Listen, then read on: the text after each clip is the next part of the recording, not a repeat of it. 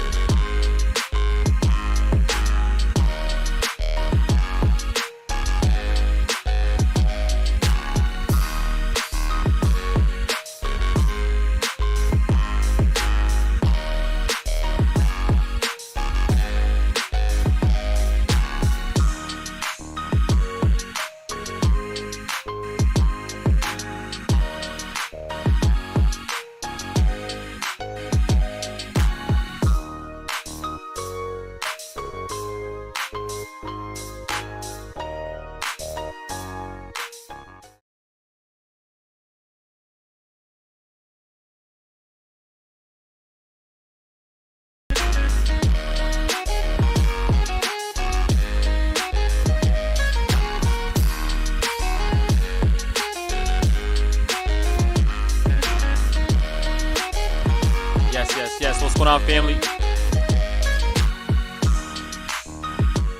Yes, what's going on, guys? Welcome to today's session with your boy Abel. Super excited to be here with every single one of y'all today. As usual, go ahead and drop those locations in the Chizzy chat. Let me know where you guys are tuning in from, guys, because we are live right now. We are live. And like I said, I'm excited to be here with you guys all. Yes. Let's get it. Da-na-na. Da-na-na. Da-na-na. Da-da-da-da-da-da-da-da-da-da. I see we got Pakistan in the house. We got Colombo, Sri Lanka. Houston in the building. Tyson, what's up? We got Cleveland, Texas, 518. Shout out to my brother Ryan in the building. Right, we got Russia in the house. What is up, Nigeria? Let's see. I see you, Oscar. Let's get ready to gamble. You are hilarious. Right, let's see what else we got here, guys. Let's see, we got Nigeria. We got HTX Houston in the building. Grenada, what is going on, family? Welcome, welcome, welcome to today's stream. Right, go ahead and smash the like button as you guys are tuning in as well. The goal for today, family, right? The goal for today is 100 likes. The goal for today is 100 likes. Right, I know we could do it. I know we can accomplish that goal. Right, but I need y'all help to do that. Right, I need you guys' help to do that. All right, now again, I will be providing massive value, or at least I will attempt to, as usual. But go ahead and, you know, drop those likes in the chat. All right, let me know where you guys are tuning in from. Big shout out to Bert in the building. Let's go, Bert. Appreciate you for that $20 donation. Let's go, let's go, let's go. All right, thank you so much for sponsoring and supporting the channel as usual. Right, that's no surprise. So I definitely appreciate you, my brother, for showing love. Thank you so much, you know, for doing that. All right, but family, the goal for it right now is 100 likes. All right, that's the goal for today, family. Go ahead and smash that like button. Smash that like button, right? I see we got Wilkes Bar, PA in the building. We got the 336 in the house. What's going on? Right, we got South Cal, Coachella sending that love. What's up, what's up? We got London, UK. Favor, what's up, what's up? Baltimore, Maryland in the building. Right, super appreciative of every single one of you guys for tuning in with me today. All right, I see we got Michigan in the house. We got Orlando, Florida, the Big O in the building as well, family. Now, I got a question for you guys, right? How do you guys like the setup of the stream, right? Because obviously last time I was streaming, I didn't have it set up like this, right? I had it more so like the entire screen was the chart, and then it was just my face in the corner. But I wanted to make it a little bit more interactive, right? And I also realized that a lot of you guys that watched the YouTube video, you know, you guys are not able to see the chat neither, right? Because obviously you guys are, you know, watching the video itself, right? So it's a little harder for you guys to, you know, check the chat out, you know, especially if you're, you know, whatever the case may be, right? So I also wanted to go ahead and throw the chat on the screen for you guys as well. Make it a little bit easier for you guys to also read and watch the video without having to, you know, add anything to it, right? So I think it's a little dope, man. I think it's a little dope. Right, but I see we got Raleigh in the building, Washington, D.C., Houston, Texas. Right, let's see what else we got here. Love to see the WV branding. Oh, yeah. Oh, yeah. Oh, yeah. You know it. Let's see, ask your mom, pops, grandma, grandpop, sister, brother to hop on to get these lights glow glamorous. I appreciate that so much. Y'all slacking, man. Like the damn video. Let's go, let's go. Right, let's get it. Dope. It's clean. The chart is super amazing. Yeah, I definitely want to just make it a little bit easier for you guys, you know, and also I just wanted to make sure that you guys can see majority of the screen as well, because one thing that I realized, and one of the biggest questions that I'm asked is, Abel, can you move out the way? Like, bro, your face is in the middle of what we're trying to see, right? So I'm trying to make it a little bit easier for you guys to identify for sure. All right, so hopefully this is going to be a little bit better for y'all, a little bit more interactive as well overall, guys. But you know, as we have more people tune in, as you guys decided to, and then go ahead and just drop your locations in the chat. Also, go ahead and smash that like button for me, guys. The goal for today is definitely a 100 like, right? 100 likes on this video, right? In fact, if we can get 100 likes on this video in the next 20 minutes,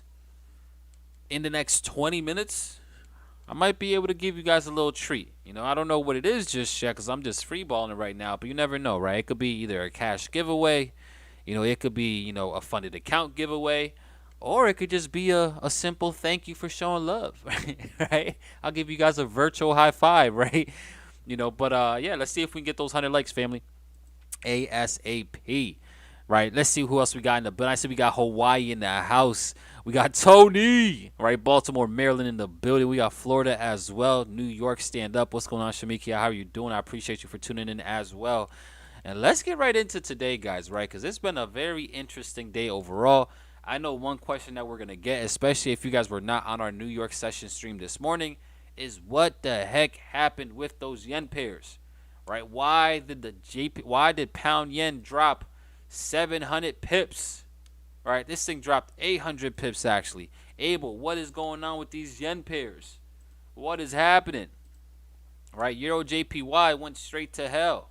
Look at this, 600 pip drop. GJ again, 800 pip drop, 700 pip drop. UJ a solid 600-700 pip drop, right? NZD-JPY again, another one that absolutely just tanked, right, for another 400-500 pip drop. And yeah, we're going to get into that as well, guys, because the Bank of Japan, and again, they're the ones to blame for this, by the way. All right, so if you took any losses trading any yen pairs, you got to take your issues up with the Bank of Japan, because the Bank of Japan decided to come out of nowhere and really change things up, right? They ended up changing things up, guys, from what they were initially doing. Now, they didn't completely do a major shift, right? And I'm going to get into that as well, right? Which might be going against, other people's opinions, but it's something I want to talk to you guys about, right?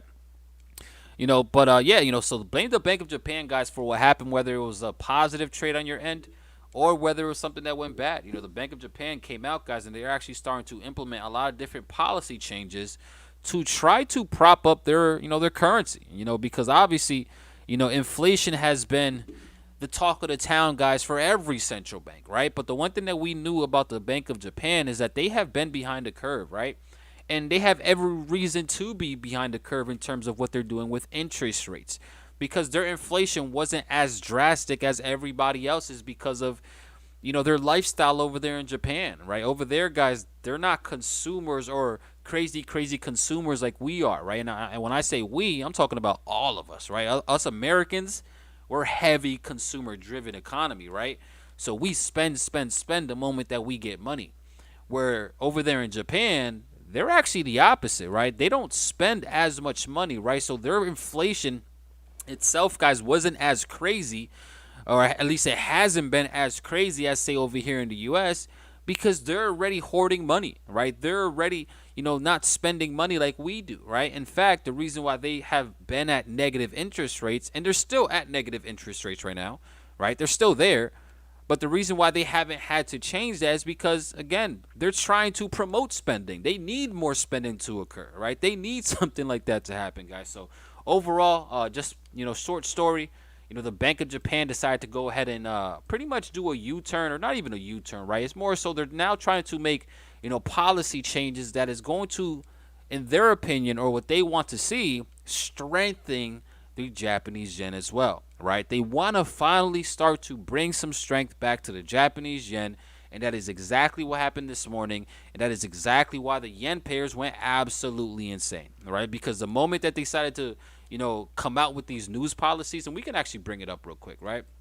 Let me go ahead and bring it up so you guys can see what I'm pretty much talking about real quick. All right, so it was yesterday, monetary policy statement, which was, again, last night, but we looked at it this morning. Let me go ahead and show you guys what I'm referring to. All right, matter of fact, let me see if I can just bring up one of these articles. Let's see. Now I'll go straight to the actual statement itself. Right. Let me go ahead and find the statement. All right, we've got the December 2022 statement on monetary policy. All right, and these are the main things, guys, that they actually decide to implement. All right, so they are actually going to implement various different policies. They're going to set various different guidelines for market operations and asset purchasing, right? And the one thing that they're going to be doing, one of the two, or one of the few, is that they're actually going to start to do a yield curve control, all right? So the bank decided to set the following guideline for market operations for the intermeeting period. The short-term policy interest rate. The bank will apply a negative interest rate of minus 0.1% to the policy rate balances in current accounts held by financial institutions at the bank. Long-term interest rates. The bank will purchase a necessary amount, right, of, pretty much the treasuries over there for the the Japan, without setting an upper limit, so that the 10-year JGB yields will remain at around 0%. Right, so this is one of the first things that they decided to do. Right, they're starting to implement a yield curve control, and then they're going to obviously conduct it. Right, but the next thing after the yield curve control, guys, is the guidelines for asset purchasing. Right, so, and again, all this is going to sound foreign language to you guys, right? Especially if you guys are not really understanding how fundamental stuff works, right? How these central banks are able to add certain policies to, either influence their currency, whether it's to strengthen it or weaken it, right? But moral of the story, guys, they're trying to do things that's going to bring strength back into their currency, because their currency has been getting absolutely destroyed, right? And not just because of that, but now that they're also starting to see, increases in their inflation, which now it's around 3%, which again is nothing crazy compared to, say, over here in the U.S. or even over there in the U.K. Where over there in the U.K. they're at around 10% inflation. Over here in the U.S. we're at 7%. Them over there in Japan, the Bank of Japan is at 3%. But even that's still pretty high for them, all right? Just because of how they operate. So they don't want it. They don't want it to get out of control, right? They don't want to see, runaway inflation. So now they're trying to combat that with these different policies that they're actually starting to implement, guys, right? And they had to do this, right? I know, my partner over here, Mr. Skaggs, I know you guys should know Skaggs, especially if you guys are all a part of the Profit Society. He's been warning of this type of intervention for a while, right? Now, the Bank of Japan, guys, has intervened twice before in the past, but nothing like this right here, right? Not as aggressive as what they've done right here, right? This is setting a tone for what could happen later on in the future in terms of their interest rate decision. Okay, is this going to lead to them eventually changing their interest rate? Because again, keep in mind, their interest rate is still negative 0.1%. Negative, right? It's one of the only major central banks that still have a negative rates. Every other central bank has been raising rates. In fact, over the past year, they've been very aggressive with raising rates, right? But the Bank of Japan hasn't raised rates, and they've had it at negative 0.1% since 2016. Right, but them being aggressive, guys, and doing things like what they're doing right now, which again caused the yen pairs to go crazy, that could be hints as to what they could lead or what could lead into the future. Right now, and again, this is just my opinion. What can we see happen next? Right now that we've seen the markets, the Bank of Japan intervene for a third time. Right, they intervened a little bit more aggressively. Now, again, I want you guys to keep in mind they are still easing, right? They are still easing, which means they're still printing money, okay? They didn't do a full U-turn, but they are hinting at certain things. But they're still printing money, okay? They are still printing money. So that's one thing that we have to keep in mind, and that's something that I'm also keeping in mind, guys, when I'm going to make certain decisions when I'm actually trading. Yes, they're being, you could say, quote unquote, more aggressive now with these new policies that they're implementing, but they're still printing money, right? I'm going to really consider a massive shift, right, in the Bank of Japan, which is going to influence the Japanese yen once they stop printing money, right? Which, again, I don't know if they can even do that. I don't think that they want their economy to go through a crazy recession. But these are things that we have to keep in mind, right? Because there's different factors that are going on here, right? They're purchasing, treasuries all day long over there. But they're also still printing every single day. Now, the question that I've been talking to myself, and I've even spoken to a few different traders, right, throughout the day today. In effect, we had conversations this morning as well. Big shout out to all you guys that were part of, this morning's stream, right, with the Profit Society channel. We had a very in-depth conversation around this topic. All right. And the question that I've been talking to myself and been really thinking about is this something that's truly going to cause massive strength for the yen, either for a short term or even a long term perspective? Right. And this is a question I want to ask you guys. What do you guys think? If you guys are aware of fundamentals, right? Obviously, if you guys are not really hip to the data or how, these type of policy changes can influence currencies, it's going to be hard for you guys to really answer, right? But for those of you guys that have some type of understanding, right? Which, again, hopefully my channel has been really giving you guys a lot of insight on fundamentals as a whole, right? Because that's really what I've been, ever since I came full-time here on YouTube with y'all, which was back in March, April. I made it an emphasis to really educate you guys on the fundamentals perspective, right? Really trying to give you guys some insight on how economics works in the money markets as a whole, all right? So if you guys have been paying attention, y'all should have some type of an idea of what's going to happen. But again, the question that I have here, guys, is do you guys think that this yen strength that we've seen, right, this JPY strength that we have just experienced, in your honest opinion, do you guys think that this is something that's going to hold long term, or is it something that's going to be like what has happened in the last interventions? Because remember what I said, right? The Bank of Japan has intervened twice before, not as aggressive as these policies are implemented today or yesterday, last night, but they've done it before, and they got completely erased, right? It got completely absorbed, where the market continued to go higher and higher just because of the US dollar's dominance.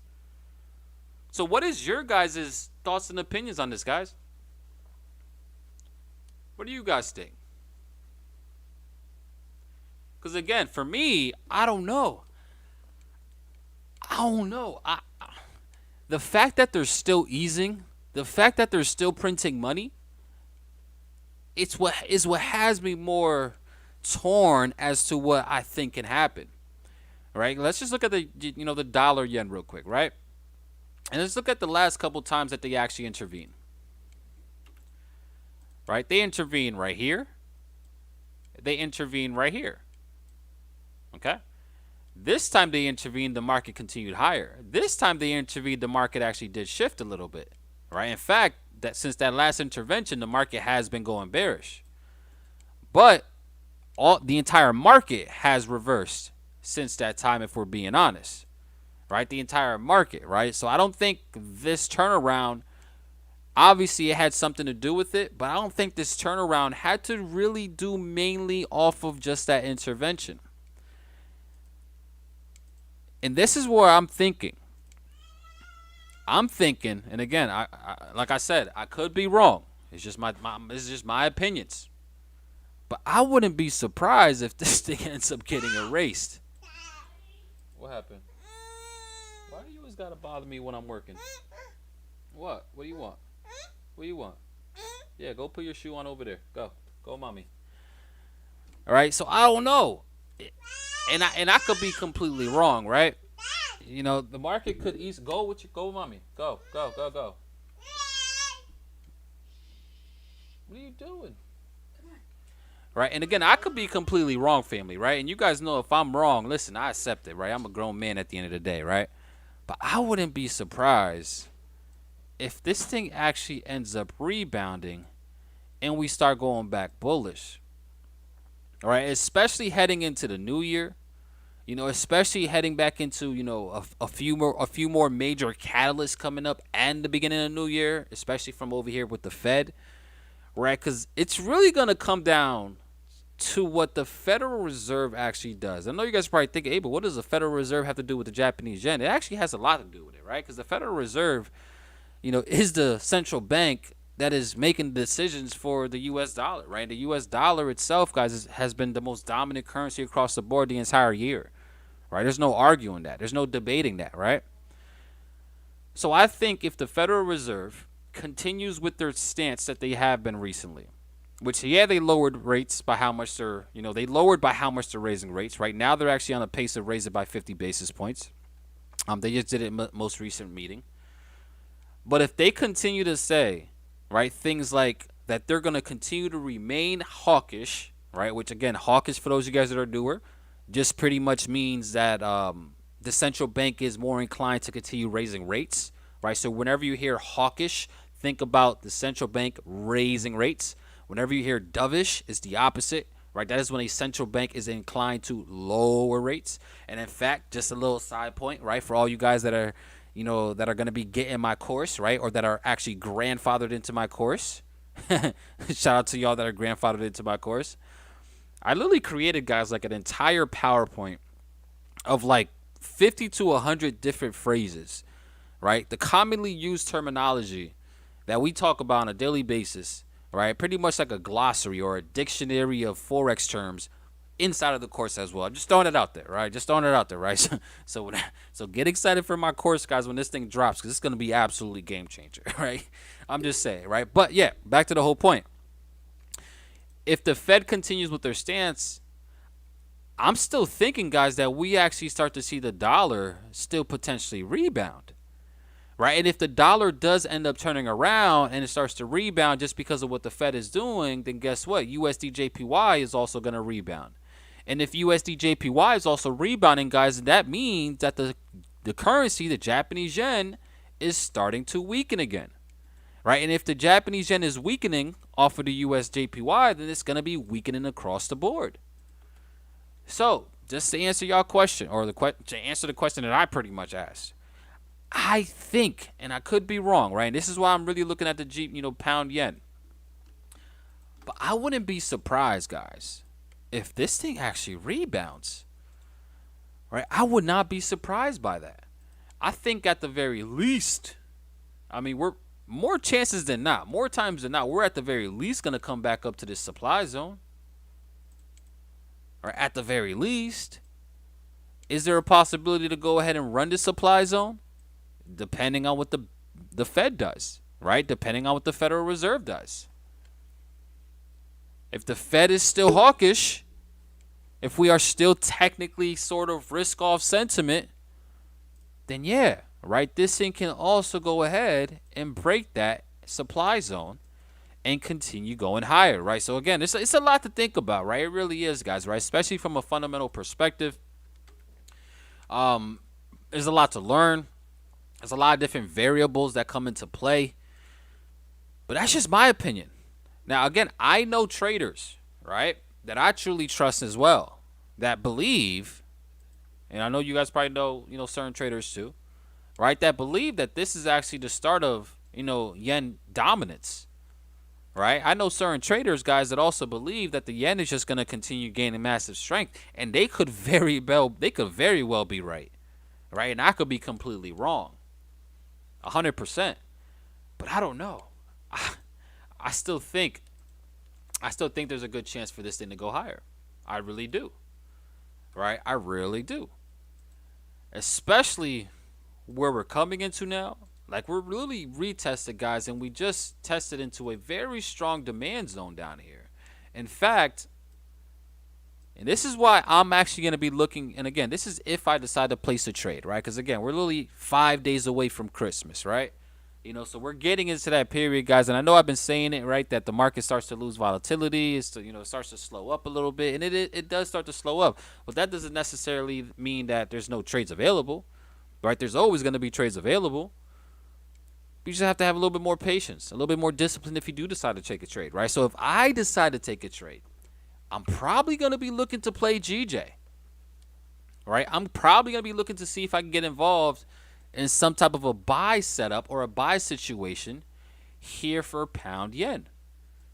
That's what I would like to see, right? Just trying to anticipate the market correcting all of this inefficient price action, right? This big drop right here, right? Where clearly it was sellers fully in control, right? That leaves back, guys, a lot of inefficient price action, right? Or what a lot of people like to say, that leaves behind a lot of imbalances, fair value gaps, right? Whatever you want to call, whatever words you want to use, it all means the same stuff. But at the very least, I believe we're probably going to come back and fill all this. And then when we get up to these levels, that's when, again, it's going to really tell us if this was just a Band-Aid that they put in their market and it's going to be completely erased. I don't know. Like I said, I might be, going against the popular bias, but I think it's just a Band-Aid, right? I think it's just a Band-Aid. Just my opinion, of course, right? Just my opinion, right? But let me go ahead and see what you guys think in the chat real quick. Let me see what you guys thinking in the chat real quick, right? Let's see. The banks are staying ahead of retail. I always feel like the money moves in silence. I think we're set for choppy markets. I believe we're definitely set for choppy markets for sure, unless, there's another major catalyst, like a central bank pretty much surprising everybody. Because you best believe, guys, that this move that the Bank of Japan did, it was a surprise move, right? It wasn't something that was fully expected, right? Which is why the market moved so aggressively the way that it did. All right, but let me see what else you guys are talking about. Same as last interventions. I think it's possible, right? And George, I appreciate you, George. 20K subs is absolutely crazy. You guys are absolutely insane, by the way. That helped me get to 20,000 subs. You guys are absolutely crazy, and I appreciate y'all, and I love y'all for that, for getting me to 20,000 subs. Now the next goal is 50,000, and the next goal after that is 100,000 subs, right? And I appreciate every single one of you guys that are, either watching this live or have ever supported and subscribed to the channel to helping me accomplish these goals, right? So, George, I appreciate you, my brother. Thank you for that. All right, but let's see. Band-Aid, yep. What's up, Abel and family? Pray that all is well this holiday season. What's going on, Brother Joe? I appreciate you, and I hope all is well on your end as well. Let's see. I don't see a way out of all this volatility just yet. I think we may see more moves like this from the BOJ. It is very possible, right? Again, they are making hints, right? They are making hints, right? That they do want to try to do something to help their currency. And, I mean, let's be real here, guys, right? There's been streams that I've held and hosted with you guys months ago, all right? That I've mentioned the fact that there has to be a time where they have to do something, right? They have to do something because their currency getting completely devalued the way that it was. I'm talking about the Japanese yen.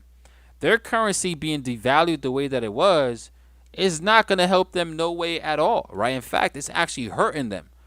It's hurting them from various different perspectives, but from a main, one of the main components of it, guys, is from global trade, right? Because now they have to spend a lot more Japanese yen to purchase the regular stuff they've been purchasing on a daily basis because they've been getting destroyed this entire year, right? So we've been hinting at it, right? We've been hinting at the fact that eventually they will have to do something.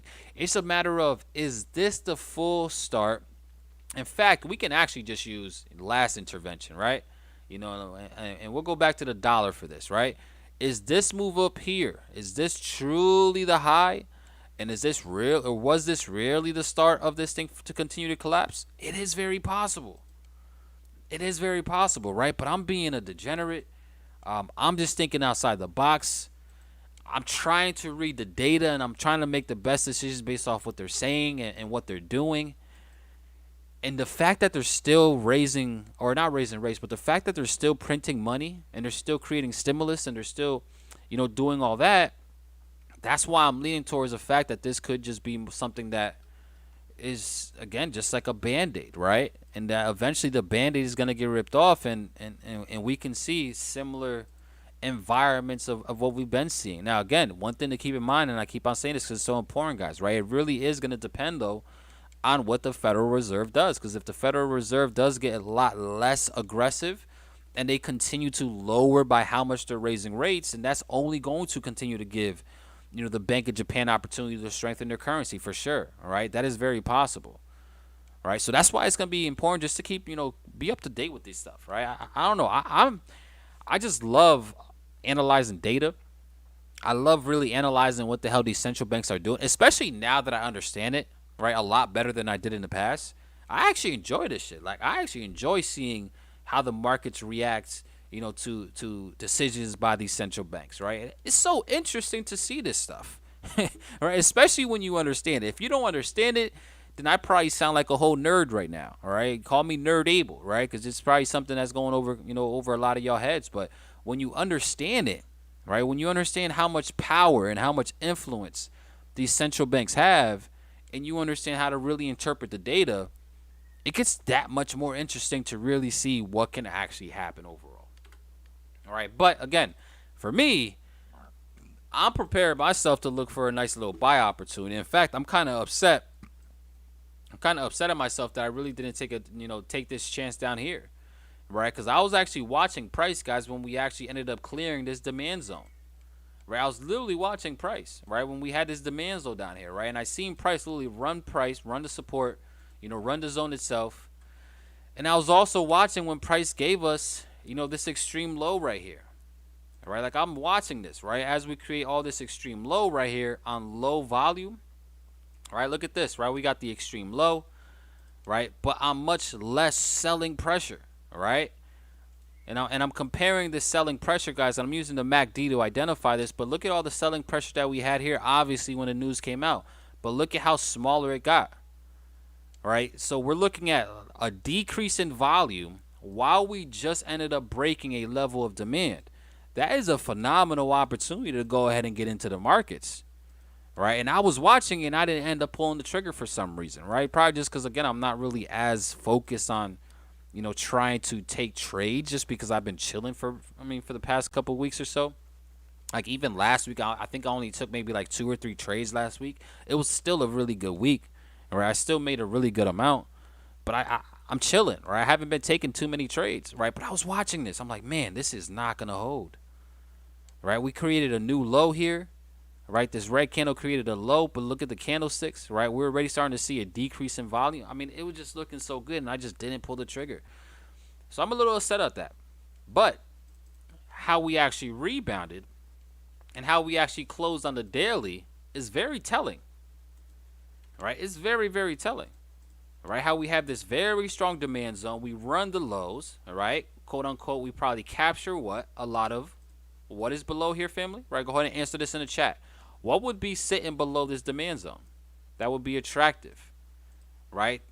That will cause the markets to probably want to go down into that level. What is sitting below this level right here? You guys know it. All right, shout out to you out there in Nairobi, Cameron. What's going on, Murray? How are you doing? Another unexpected shift is coming in the next 3 months. Very possible, Free Zone. It really is. Let's see what else we got here. I think the dollar still is not strong enough yet, and the yen may be strong until January. It's very possible, Spence. Again, listen. That's why I love having these conversations, right? Because whatever I'm saying, guys, especially from analyzing data, everything that we're doing is speculation at the end of the day. All of us are speculating on what can happen, and I love having these conversations because, some of you guys might make some very valid points. Right, again, Skaggs made a lot of valid points this morning for sure, right? That pretty much aligns with his belief in what can actually happen. Just like a lot of you guys are also going to be probably making some valid points, right? And I just love having these discussions. All right, so you could be 100% right. Let's see what else we got here. Let's get to 100 likes. Yeah, family, we're very close to 100 likes. 100 likes. Let's get 100 likes. That's the goal for today. 100 likes, 100 likes, 100 likes. Let's get it. Let's get it. Let's see. Do you think maybe dovish dollar and BOJ stepping in makes UJ push higher aggressively? I mean, if we see a dovish dollar, right, which it's not even a dovish dollar, right? It'll be a dovish Fed, right, which will lead to the dollar actually doing something, right?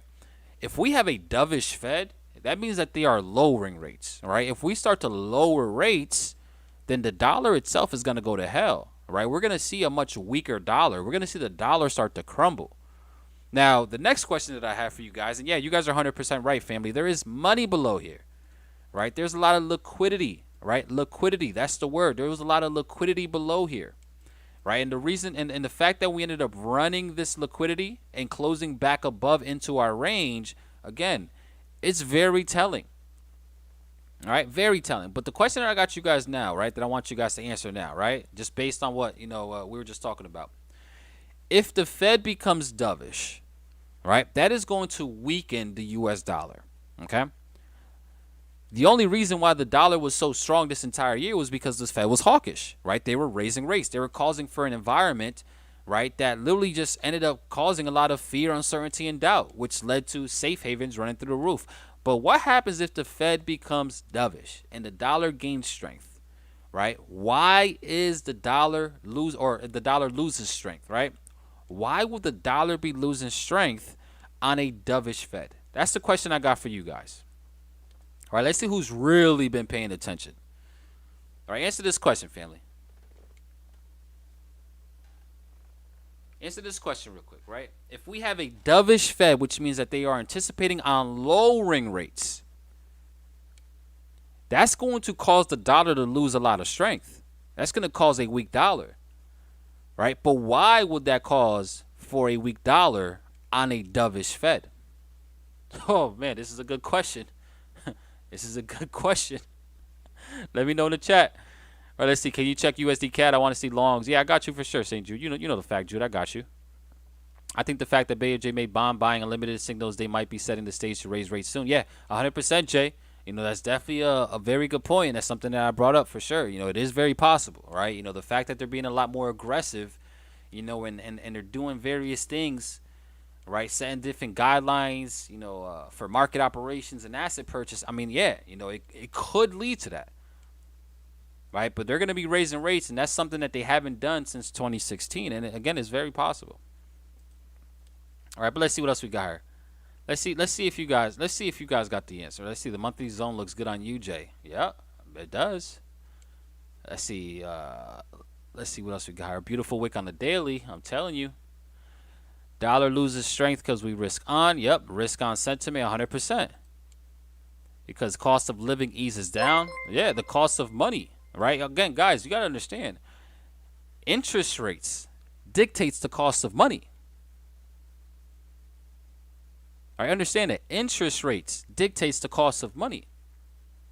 Okay, so if we start to see the cost of actually assessing money or accessing money start to go lower and lower, right? That means it's going to be easier to access money, and when it's easier to access money now, because we're in an environment that's favorable for that, we're going to be in more so a risk-on environment, right? And when we are in a risk-on environment, that tells investors, it's time to get in, right? It's time to go ahead and start to get back into these riskier assets, right? So if we do see a dovish Fed, right? And again, this is, I don't expect this to happen, guys, not no time soon, right? Probably maybe in the middle of 2023, possibly even towards the end, where we actually see like a dovish Fed. Again, don't confuse, right, the Fed, slowing down by how much they're raising rates with them being dovish, right? They're still raising rates, so they're still hawkish.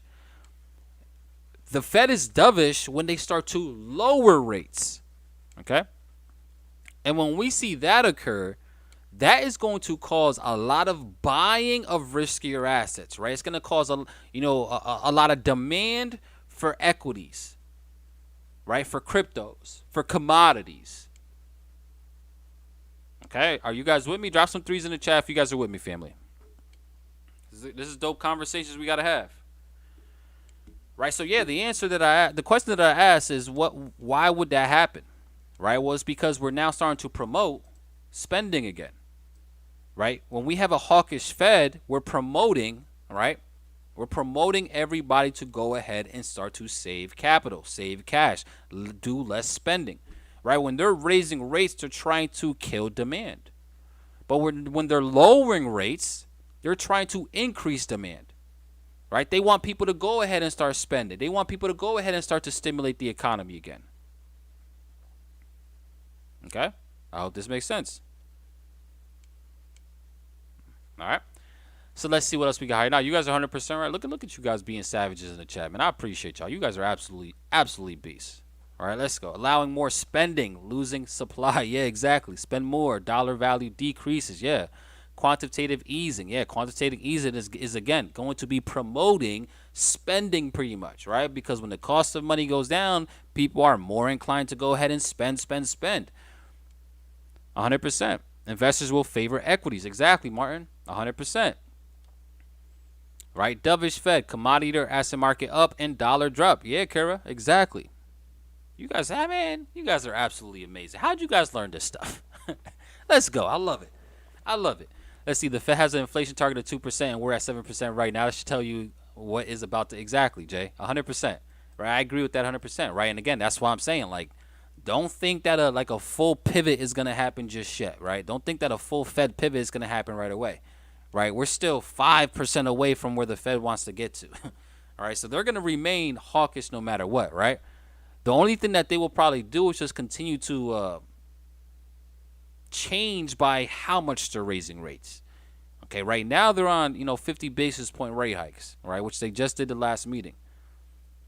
Depending on how these next CPI numbers come out, they could also lower it to doing 25 basis point rate hikes. But they're still hiking rates, and they're gonna remain in that course. And this is something Jerome Powell said numerous times. They're gonna remain hawkish until they are fully convinced that we are well on our way to that 2% level. Oh man. Yeah, exactly. Right, so let's see what else we got here, right? Hey, Abel, with all the data we have at the moment, do you see JPY outperforming the Dixie long-term point of view or vice versa? That's a great question. It's very hard to predict that, right? Because again, it's really going to depend on the data. It's really going to depend on what's actually happening in terms of inflation, right? It's a good question though, right? Like if I was able to really predict things like that, and like with 100% certainty, I'll be a damn billionaire, right? But that is a valid question. But that's also something that it really depends on what the data continues to come out as, right? It's more so one of those things that we have to just wait and see. Okay. Let's see. Some guy on YouTube sold me his boot camp. It was, you guys are phenomenal. All right. But yeah. So again, for me personally, guys, like if I'm looking for any type of setups, I really like the opportunity to buy GJ. All right. I really like the opportunity to buy GJ. I don't know. I could be by myself on this. But let's look at structure real quick. All right. We had, again, massive sell-off. All right. We can see that. Then we had the market start to create, these structure points, right? Higher high, higher low, higher high, higher low, right?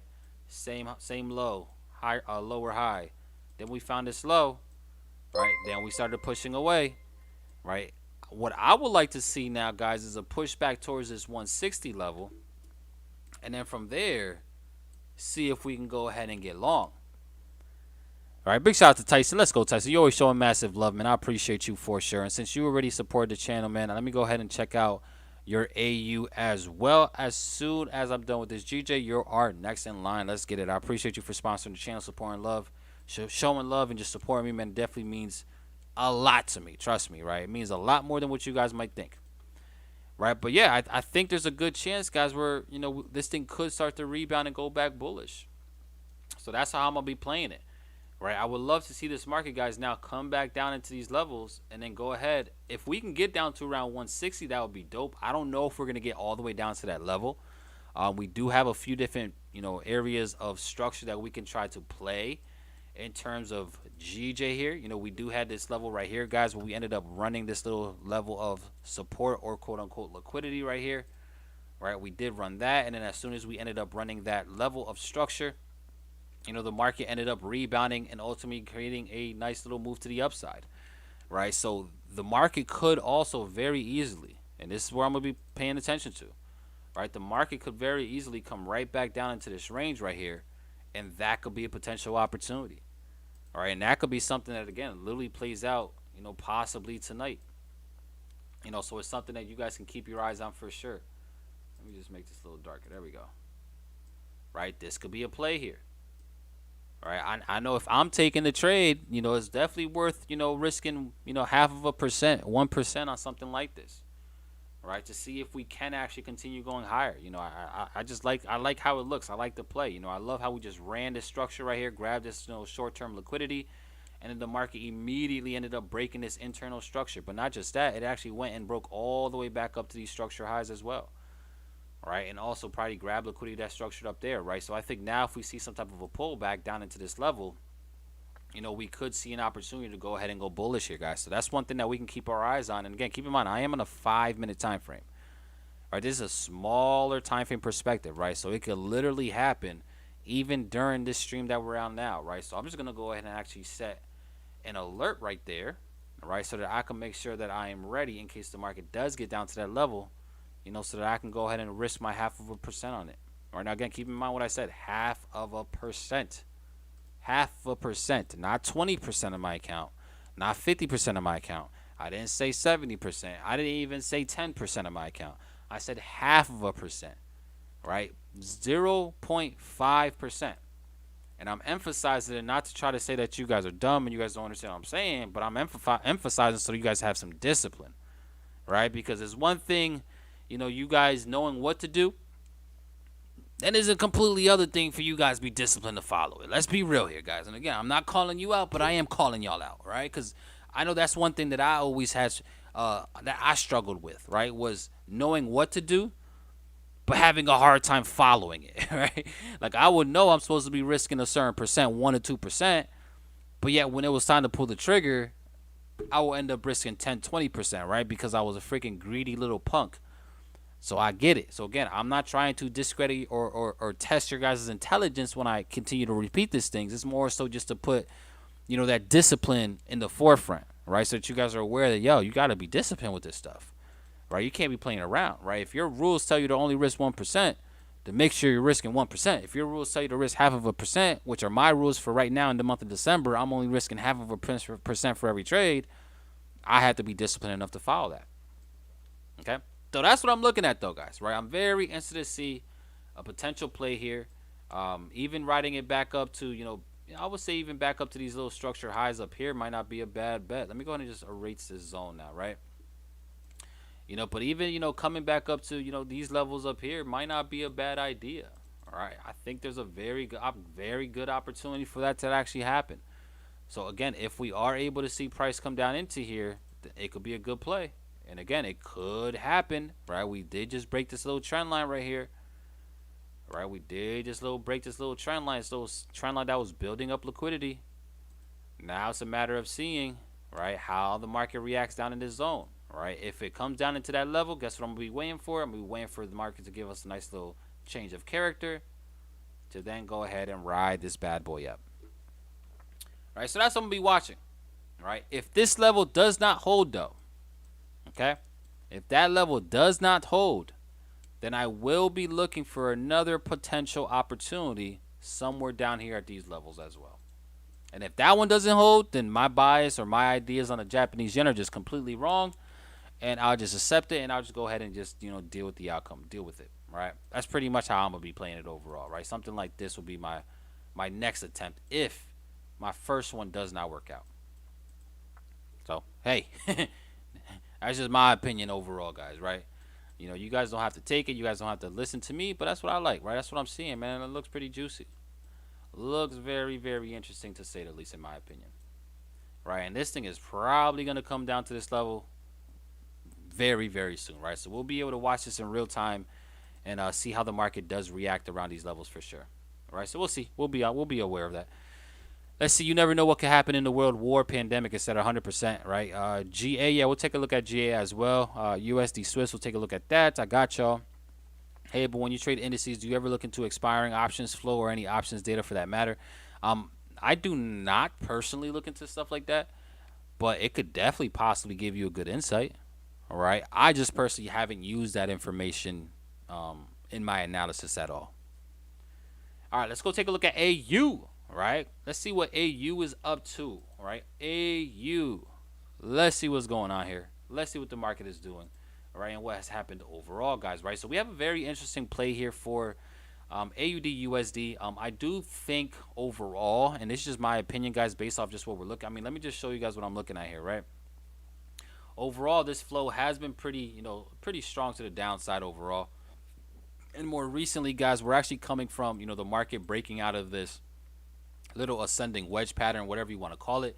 But more than anything, guys, like, look at the momentum that we've seen, right? We've seen a lot of momentum that came into this market, right? We do have a lot of areas that we can target to the downside in terms of liquidity, right? And I do think that there's a very good chance that we do end up running this low down here, right? We end up running this support, right? This little money sign, this is my liquidity area, right? And I think that there is a good chance that we do see this thing continue to drop, in my opinion, right? Especially just looking how, and I'm very big on candlesticks and how they react.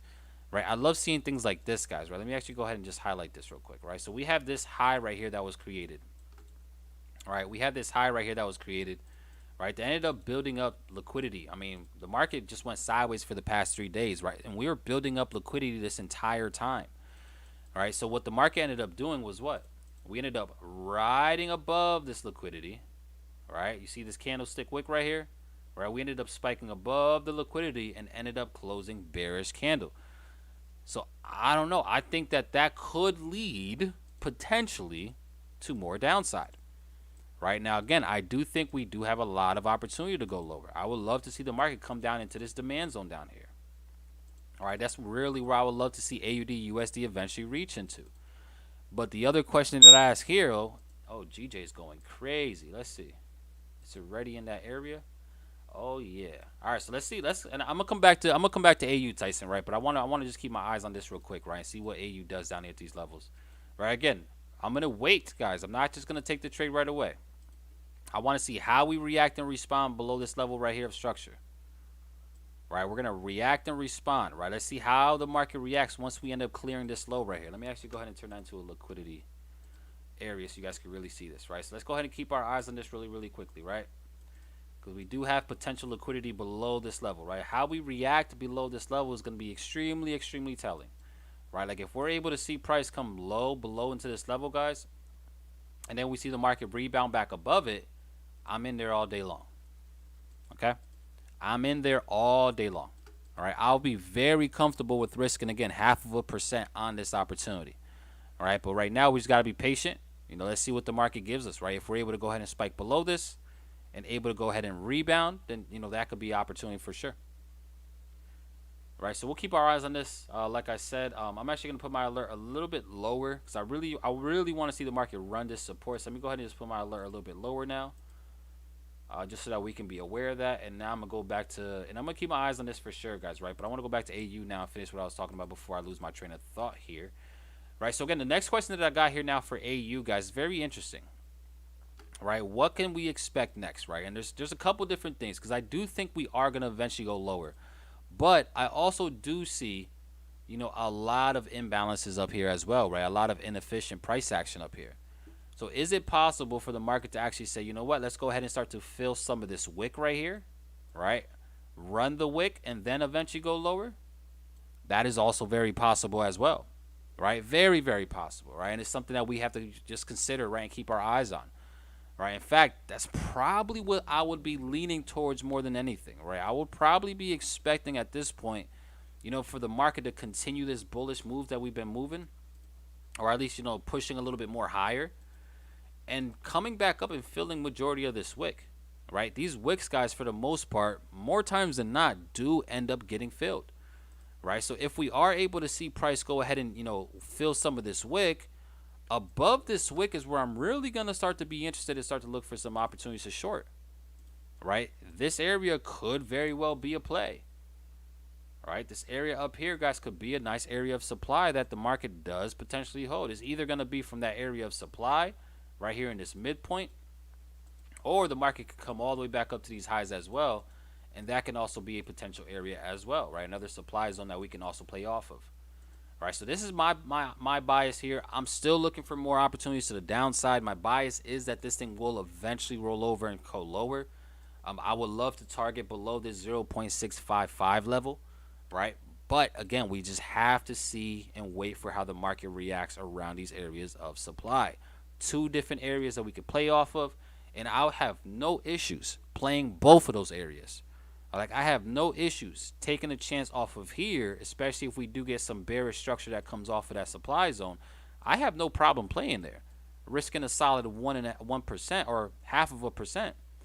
And if that one just doesn't hold, that's cool. It is what it is, right? We're grown, right? We accept that loss, right? We accept that loss like no tomorrow, and then we go ahead and we take the next opportunity, right? But that's my thought process on AU and what I personally would like to see. All right, I would love to see if we can go ahead and short from the 0.676 level and see how the market reacts to that. If that doesn't work out, that's cool. Like I said, we accept the loss. We're grown here, right? We need to be able to win like professionals and also lose like professionals. All right, so if we take that loss, we accept it like a professional, and then we go ahead and we take our shot up there as well. All right, I think those are very high probability, setups. So, I'm very comfortable taking them. All right, so that's my thoughts and process on AU, Tyson. I hope that made a little bit of sense for sure. Let's see. You said my kill zone is 66715. Yeah, up in those areas. I like it. All right, I like the opportunity for price to react off of these supply zones for sure. All right, so that's my thought process on that. Let me go take a look at GJ again, see where that's at. Okay, so we did end up seeing a little spike below. Now this is interesting. All right, remove. Let me go ahead and remove this alert now, right? Because now I'm going to be back to watching. This is interesting, guys, right? Because we did end up seeing the market run the low right here, all right? But then completely engulf. Is that enough? Right? And we are on smaller time frame. Just keep that in mind, right? But is that enough for the market to react bullishly? It could very well be. Let me see.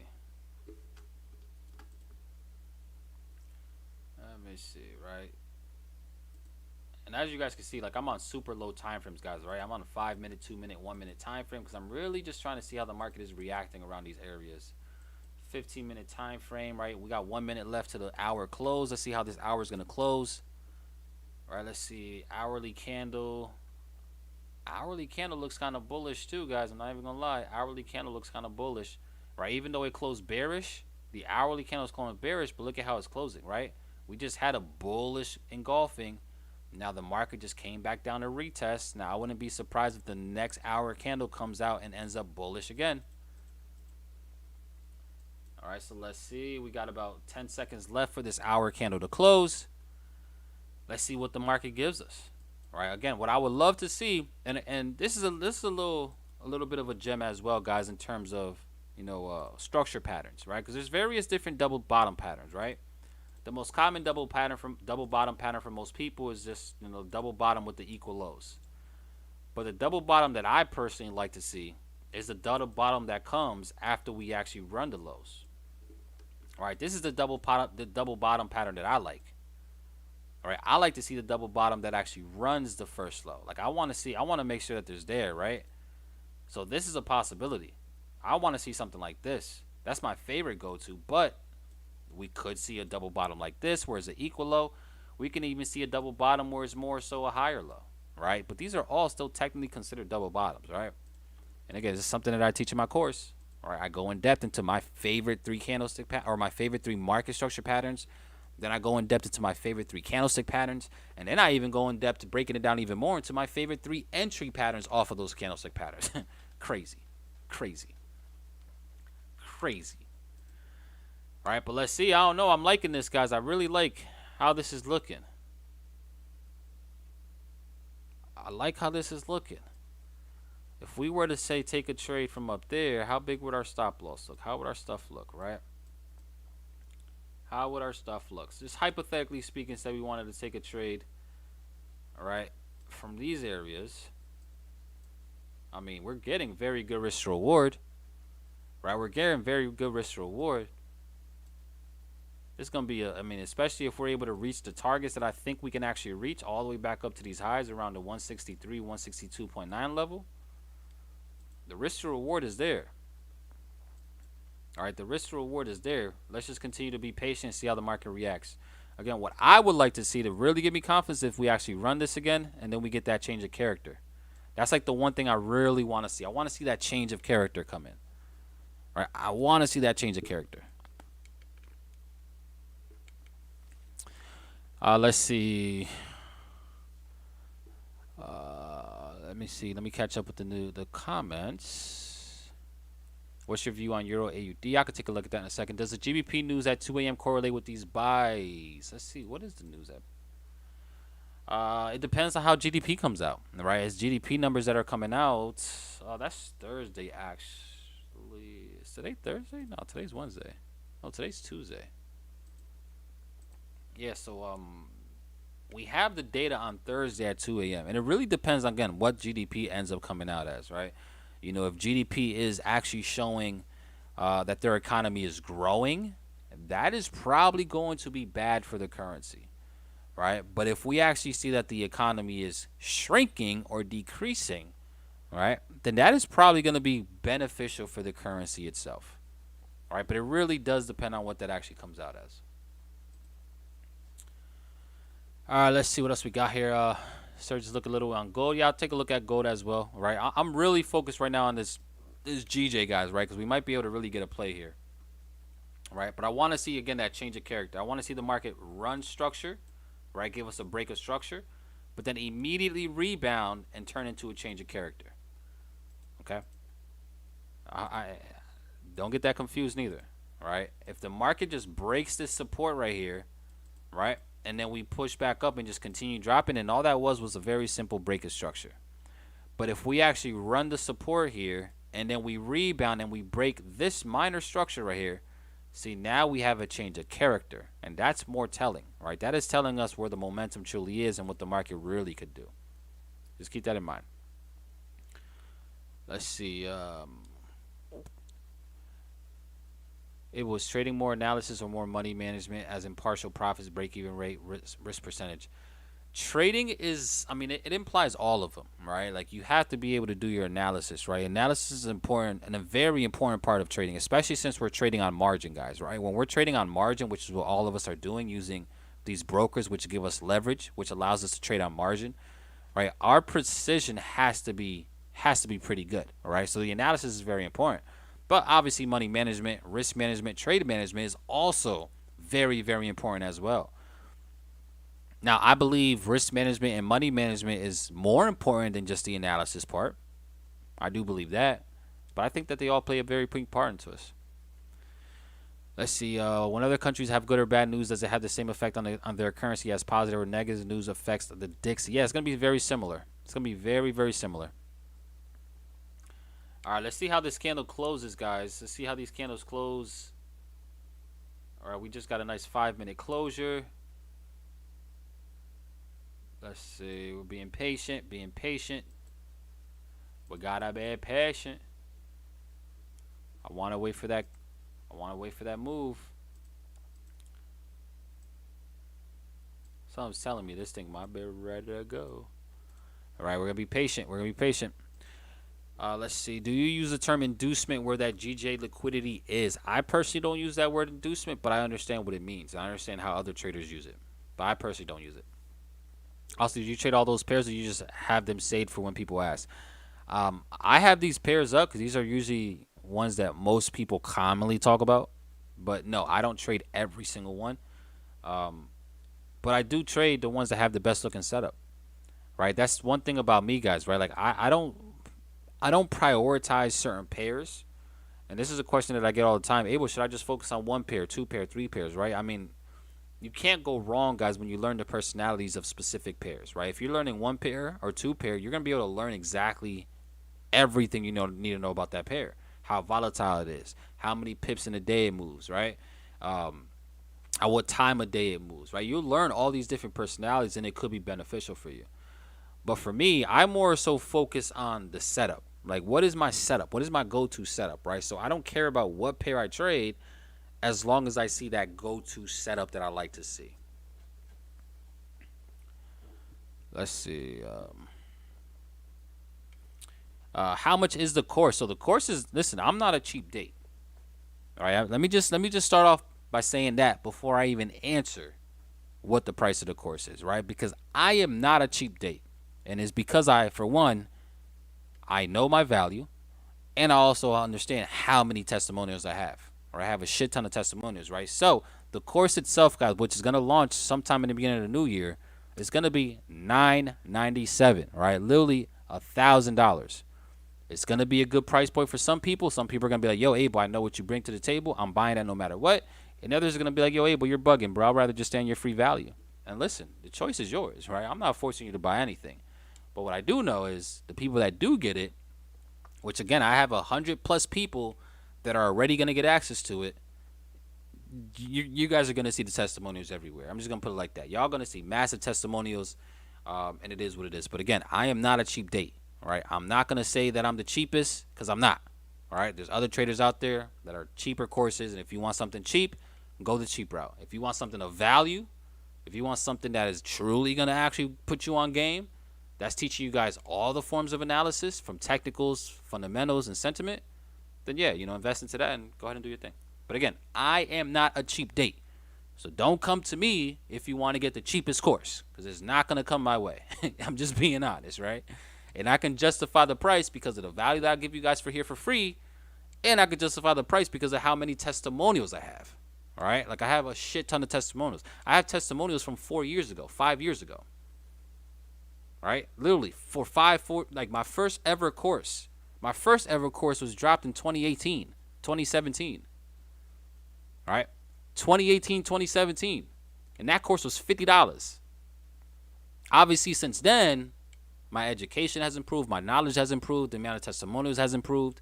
So again, it's not going to be a cheap date because I know what the type of value I'm putting into that thing, right? So again, if you want the cheapest, if you want a cheap course, I'm not the guy to go at, right? You can continue to tune into these live streams because I'm gonna be always going live regardless with y'all. But that's the price, $997. It's either you want it, you can get it. If not, it is what it is. It's cool. Listen, like I said, man, it is what it is. For any of my entrepreneurs out there, though, if you guys are aware, anytime that you invest into a course, it's a tax write-off. Let me say that one more time, right? Anytime that you invest into a course, anytime you spend money on going to an event, a business event, anytime you invest into yourself, it's a tax write-off at the end of the day. So keep that in mind, all right? It is a tax write-off. I'm just saying. That's why I have no issue personally spending thousands on courses, right? I have no problem spending thousands on mentorship because I'm writing it off anyways, right? I'm getting all that money back regardless, or at least not getting it back, but at least I don't got to pay the RRS. So, hey, I'm just throwing that out there, right? Let's see what else we got here. All right, so guys, this thing looks very, very good, right? It looks very juicy. I'm liking how it's going right now. And this thing could very well continue higher. But I still want to see the market run this and then give us that play. I would love to see that. All right? I would love to see that. Let's see what else we got here, right? I'm still getting it as soon as it drops. There we go, Rico. That's the mindset you got to have for sure. All right, listen, if you guys realize how much money I spend in mentorship, you guys would probably look at me crazy, right? But I have a willingness to invest into my education for various things, right? Not just for the knowledge that I get, but for the access that I get, right? The connections that I get, right? The environment that I'm in. There's various things that come with it. Okay. Let's see. Abel, you show me. So Abel's first course is fire. Can't wait to see the revamped version. Yeah, yo, Reap, you was one of the first in that course too. Remember the $50 course, bro? Like back in 2017. That boy Silver Surfer was definitely one of the few that was actually in my stuff since the early ages, right? Big shout out to you, bro. Are you doing a Christmas discount? I mean, I could probably give you guys a Christmas discount, but keep in mind the course is not fully done just yet. So if you wanted to lock in a spot, just for a cheaper price for like a cheaper discount, I might be able to do that, right? I might be able to do that. In fact, literally last week, you guys missed out, right? Last week, which again is no good no more, right? No more deals, right? But last week, guys, like I was giving away my boot camp, right, which is a 5-day boot camp that was going for 50% off, right? So the boot camp itself, which is again, it was just a 5-day video series that I created that was actually next level, but that was going for $325, right? I gave everybody 50% off 2 weeks ago, right? So they got it for $160 or something like that. So that could have been a deal too. But again, I didn't even think about giving you guys a Christmas discount. I might have to work on that tonight. All right, so if you guys do want to go ahead and get access to the course, maybe I'll even do something crazy, right? Like 50% off. That's crazy if I do something like that, right? Giving you guys 50% off of the entire course, and you guys get access when it actually launches. That'd be crazy. That'd be crazy. All right. Let's see. I'm not a cheap date. I'm not a cheap date. All right. And I'll never try to be the cheap date. Never. Let's see. Can you look at? I'll look at gold in a second. Right. I really want to just stay focused on GJ right now because I really don't want to miss this. Because the moment we come back down, and I start to see this stuff start to absorb, that I'm in there. All right. So I'm really trying to stay focused on GJ right now because we're literally on smaller time frames. So this stuff could happen in a matter of minutes. But don't worry, I will look at gold for you. I will look at all these other pairs. Just let me see what GJ is doing first, and then we can go ahead and go to those other ones. I got y'all. Hey, you showed me so much. I was so lost before your times moved to South Beach. I'm really excited for the future. Now I appreciate you, 20 Pip. Let's get it. Do you need an LLC for the write-off? So you do need a business, right? And in fact, you have to pay. And again, there is a little bit more context, guys, to being able to write it off. You do have to use a business account as well to purchase, your courses to be able to write it off, right? So there's a little bit more to it. You got to have a business established. You actually have to use the actual business, debit card or credit card, and then you'll be able to go ahead and write all that stuff off. You better let us know. Grandfather didn't. Let's get it. Let's get it. I didn't know that. I bought 3 courses this year. Yeah. Listen, as long as you, again, and you talk to your CPA, right? But as long as you used, your business card, then you can write it off for sure. 100%. Wealthy Visions was the way back in 2018. Only the real knows. I still have my login. Yeah. Hey, what a time to be alive, right? That was crazy. Back in 2018, that's when Forex really started to blow up. So it was dope to be able to, provide some knowledge back then. It was fire. I still have my login to that. Let's see. No volume Asian session. London Open should drop GJ lower before heading up. And that's what I think could actually happen, right? Because I really do. And I see it going up now, guys. But I still want to see some of this inefficient price action fill right here. All right, like below this support right here. Right, like I do still want to see. And that's what I was hoping for, right? I wanted to see this inefficient price action fill. All right, like right below this support right here that was created. All right, but this thing is pushing, but it's cool. Again, one thing about me, I don't get FOMO, right? It's either if it leaves us, it's whatever, right? There's always another opportunity. But if I'm able to see this thing come back down and really run liquidity, right, and really start to fill some of this imbalance and give us that break of structure followed by the change of character, oh man, that just takes my confidence in the setup, guys, through the absolute freaking roof. All right, so we're going to be seeing. We're going to be patient. We're going to see what the market gives us. This thing is, it's going good right now, but we'll see. We'll see if it gives us an opportunity to get in. Let's see. Can you please bring back the 50%, please? I don't know. I don't know.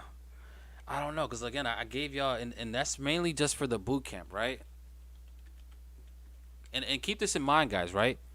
If you get access, if you ended up buying the boot camp for 50% off last 2 weeks, that does not get you guys grandfathered in, unfortunately. Right? I can't do that to the people that actually invested the full price, right? So I could potentially bring back the 50% off of the boot camp, which is still fire, right? It's 5 days of real raw knowledge, all right? Going over mindset, risk management, money management, fundamentals, sentimentals, technicals, right? All that good stuff, trading plan, all that stuff. But that's not gonna get you grandfathered in. If you purchase the entire boot camp without the discount, then maybe I still might be able to grandfather you in because the course is still not even available just yet, like my full course. But I don't know. The demand got to be high for that, right? Like the demand got to be high for me to bring back the 50% because I already gave everybody my word that it wasn't going to come back, and I really hate going against my word. I really hate going against my word, right? But if the demand is there, then we might be able to come up with something. I don't know, right? Y'all got to catch me on a good day, though. Y'all going to have to catch. I mean, it is a good day, though. I'm not going to lie, but. All right, so let's see what else we got here. Again, we're just being patient, guys. We're seeing what the market gives us. We did get a very decent reaction. I'm just going to be upset if this move right here, like if this little spike, this little very small spike below was enough to send this thing really way back. I'm going to be upset about that because I don't know.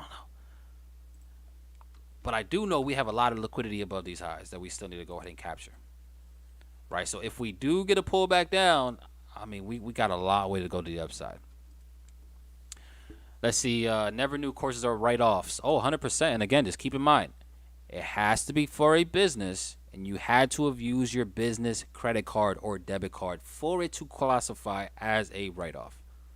But again, ask your CPA, talk to your tax professional, and they'll give you a lot more insight to that for sure.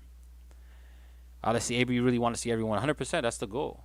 Right, what did I tell you guys in my chat, right? Especially all you guys that are in my boot camp community, right, that are actually in the private Telegram. I told you guys this yesterday, right? What was my biggest goal? What did I tell you guys yesterday my goal was? Answer that in the chat.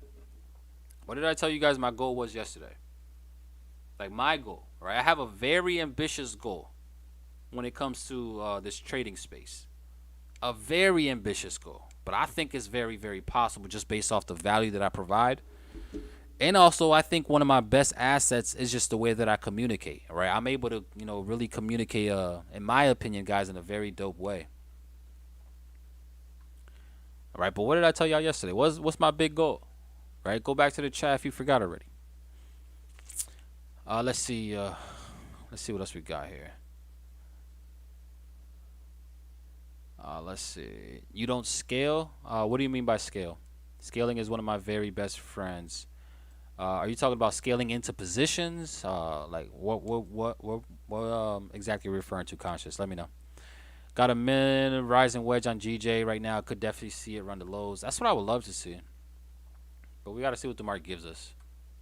All right, maybe if we see the market come up to these levels again, it goes ahead and breaks this level up here, and then that could be the opportunity to send us lower, to then go ahead and do something like that. That's a potential.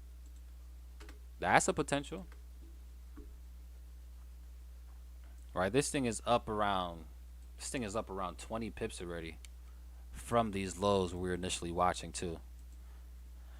Let's see. So we enter in the kill zone. Yeah, that's where I wanted to see, right? I wanted to see the market reach into the kill zone, so that we can go look for some entries.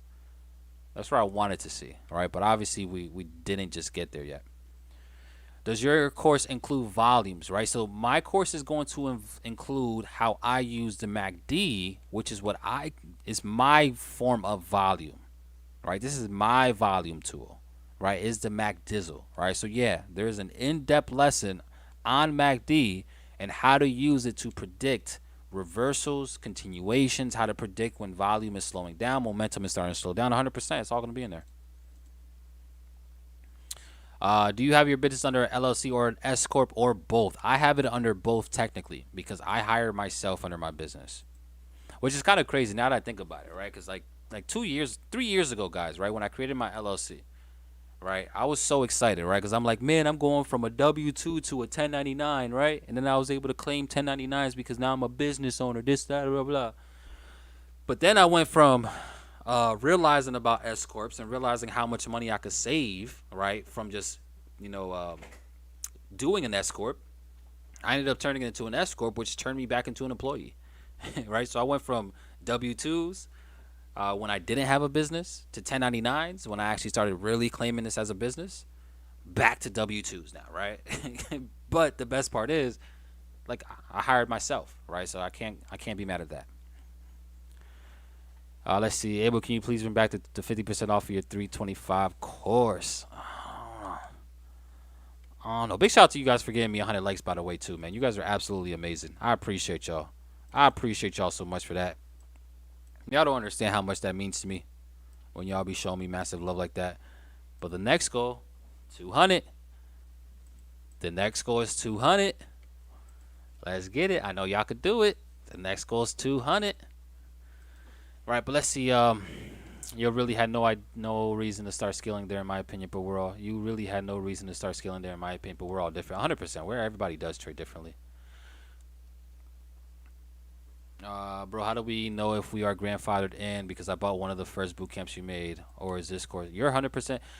Everybody that purchased the boot camp, whether it was live or whether it was the video series, gets grandfathered in. The only ones that do not get grandfathered in are the ones that had just purchased it over the past 2 weeks. So if you bought the boot camp over the past 2 weeks, unfortunately for you, you do not get grandfathered in. If you purchased it way before that, more than not, you're getting grandfathered in. Let's see what else we got here. No reason to not start scaling. You had the right idea and could have managed risk easily on that trade. Yeah, I mean, hey, it is what it is. Like I said, man, if it comes back, we're gonna be ready. We're gonna be ready. And if you took it, shit, even better, right? Conscious, if you took it, man, and you're up 20 pips already just like that, then that's dope. I love to see it. I love to see it.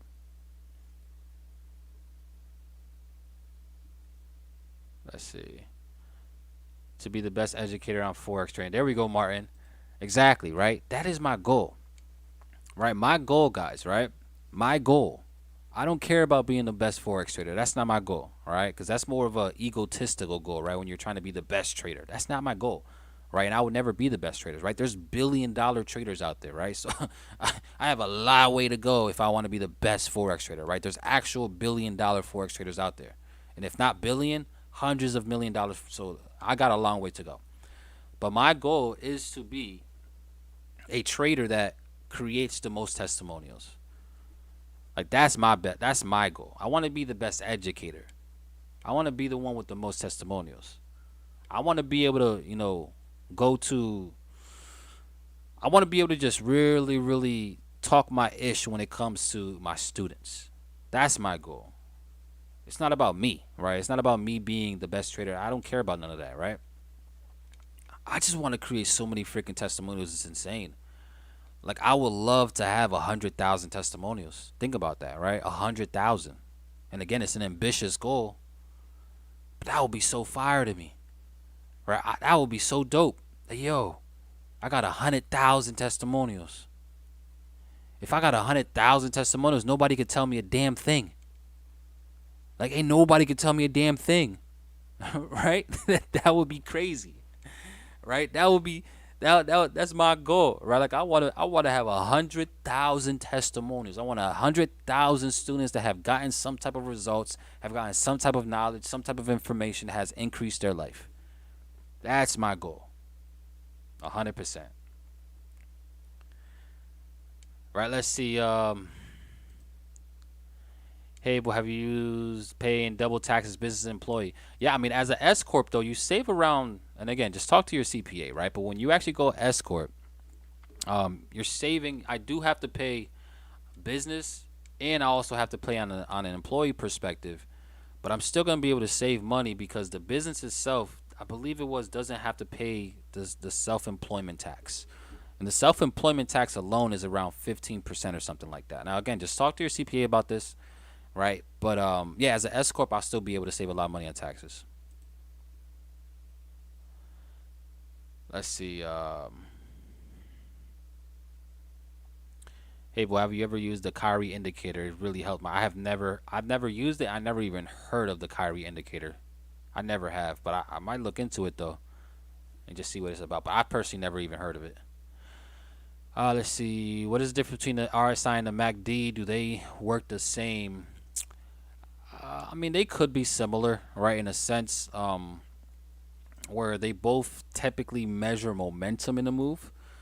But I like the MACD just because of the bars, right? The volume bars that come with it, right? I think it's just a lot easier to really identify and read overall. Let's see. Hey, bro, I'm new here. Just subbing and like, by the way. Let's go. Right. Shout out to you, Clemens. Family, go ahead and drop a welcome in the chat for Clemens. You guys know how we are, right? Anytime somebody subscribes to the community, anytime somebody comments for the first time, you guys know how we do here, man. We all about love and positivity and prosperity and growth and abundance, right? So go ahead and just drop some welcomes in the chat, right? Immediately, right? Let's not waste no time, right? Let's go ahead and drop some welcomes in the chat, for Clemens. Let's get it. I appreciate you. Welcome to the family. Let's see. Abel is worth 1K and more. I mean, listen, that's definitely what I believe, right? But obviously people are going to have their own beliefs, right? But I know for a fact, I know 100%, what I bring to the table, trust me. Let's see. I don't trade much Forex anymore. Unfortunately, I moved most of my liquidity to the stock market. I sell and buy options. Forex a little too slow for my personality. That's interesting thought. That's an interesting thought process. That Forex is a little too slow. I think that's definitely more so an opinion-based idea, and really depends on what type of trader from a Forex perspective that you want to be. But listen, I've actually been interested in getting into options too. Right, that was actually one thing I wanted to start to do in 2023. We'll start to dabble into the option side, right? Because I really don't have that much experience on options, right? I know how it works, I know the concepts, right? But I've just never did it in the stock market. I've traded options on the Forex market, never on the stock side. So that'd be dope to see how that goes. Let's see. To become the #1 educator, but also build a community big enough to get nothing. Yeah, exactly. Let's go, Marcus. You know exactly what my goal is. All right, let's see. Make sure y'all bang that like. Let's go, Castro. Yeah, smash that like button as well, family. Let's get it. Let's get it. Let's get it. I left options to come to Forex. Yeah. All right, I actually want to dabble into it though. All right, especially and I'm being careful how I say this, right? Because guys, like these markets are about to bottom out soon. All right, commodity market is at the bottom out soon. Stock market is eventually going to bottom out. Right, the moment that the Federal Reserve starts to shift, the moment that the Federal Reserve stops raising rates, it's time to start getting invested into a lot of these markets, right? I mean, I told you guys this morning as well, guys, from a crypto perspective, right? Like I'm buying Bitcoin every single week, right? Because I truly believe that Bitcoin's bottom is either in, or even if it does go down a little bit more, it's eventually going to be in very soon, right? And that is more so just because I understand the fundamentals from the crypto perspective, right? I understand. And again, here's a little gem for you guys that are interested in cryptos, right? Look into this stock to flow. Like, look into this right here for anybody that's interested in crypto and want to know when the bottom is going to come in. Stock to flow model, right? Look at this right here. Okay. Use this to help you identify when the bottom is in for crypto. Obviously, we still have to wait for the Fed because the Fed is still going to influence a lot of this stuff. But just know, and this is the reason why I'm buying weekly now. Every single week, I'm buying Bitcoin once again. And I will be going all the way into 2024 when, the halvening happens, right? And the crypto market is flying once again, right? But for those of you guys that are interested, start to understand how to read this. This right here, guys, is going to tell you exactly what to expect from Bitcoin based on the halvings that happened. Okay? The next Bitcoin halving is estimated to happen around April 25th. Okay? So that's around 2 years from now. I mean, not 2 years, but like a year and a half from now. You do not want to wait till this to start buying again. You want to start getting in when we are in the green, right? If we really look at the history of Bitcoin, and again, I know this is a Forex channel, guys, but crypto ties into it, right? But look at this.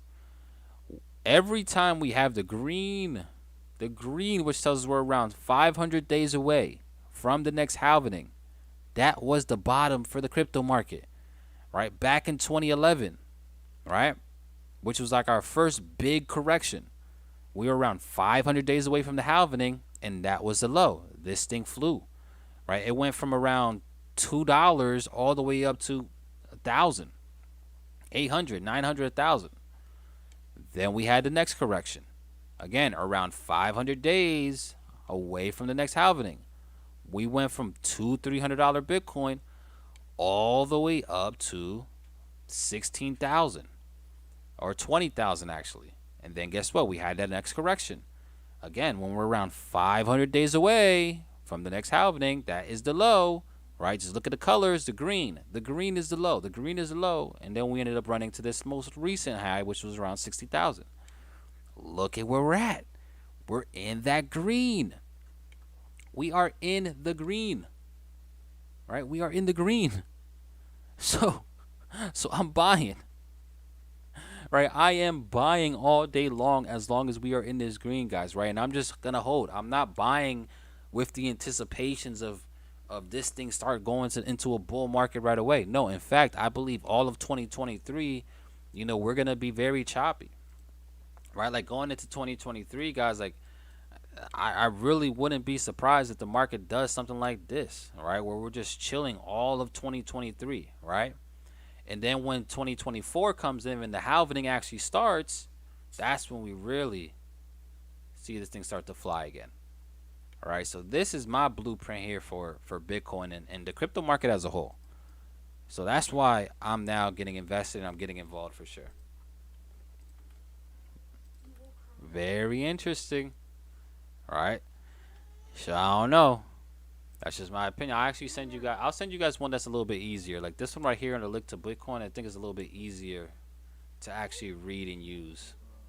Matter of fact, the other one's cooler, right? So I'll send you guys this website right here, guys, so you guys can have this. If you guys are interested in crypto, right? I know me and Skaggs are actually going to be working on a cryptocurrency bootcamp to really give you guys a lot of the tools that we use to really pinpoint when it's time to actually get in, right? But go ahead and use that website right there if you guys are interested. But that is what I use to really figure out these crypto markets, all right? But let's go ahead and get back into these currencies and see what's going on as well. What's GJ doing, right? Did GJ just leave without us, or is it finally pulling back? It didn't leave just yet. It didn't leave just yet. It didn't leave just yet. Come on. We need you to come down. We need you to come below this 160.5. Come below 160.5. Give us a nice rebound, and then we in there. Come on. Come on. Come on. Give us that, baby. Let's see. What is the next big event for the U.S.? Are you talking in terms of news, Rico? Is that what you're talking about in terms of like data, news releases?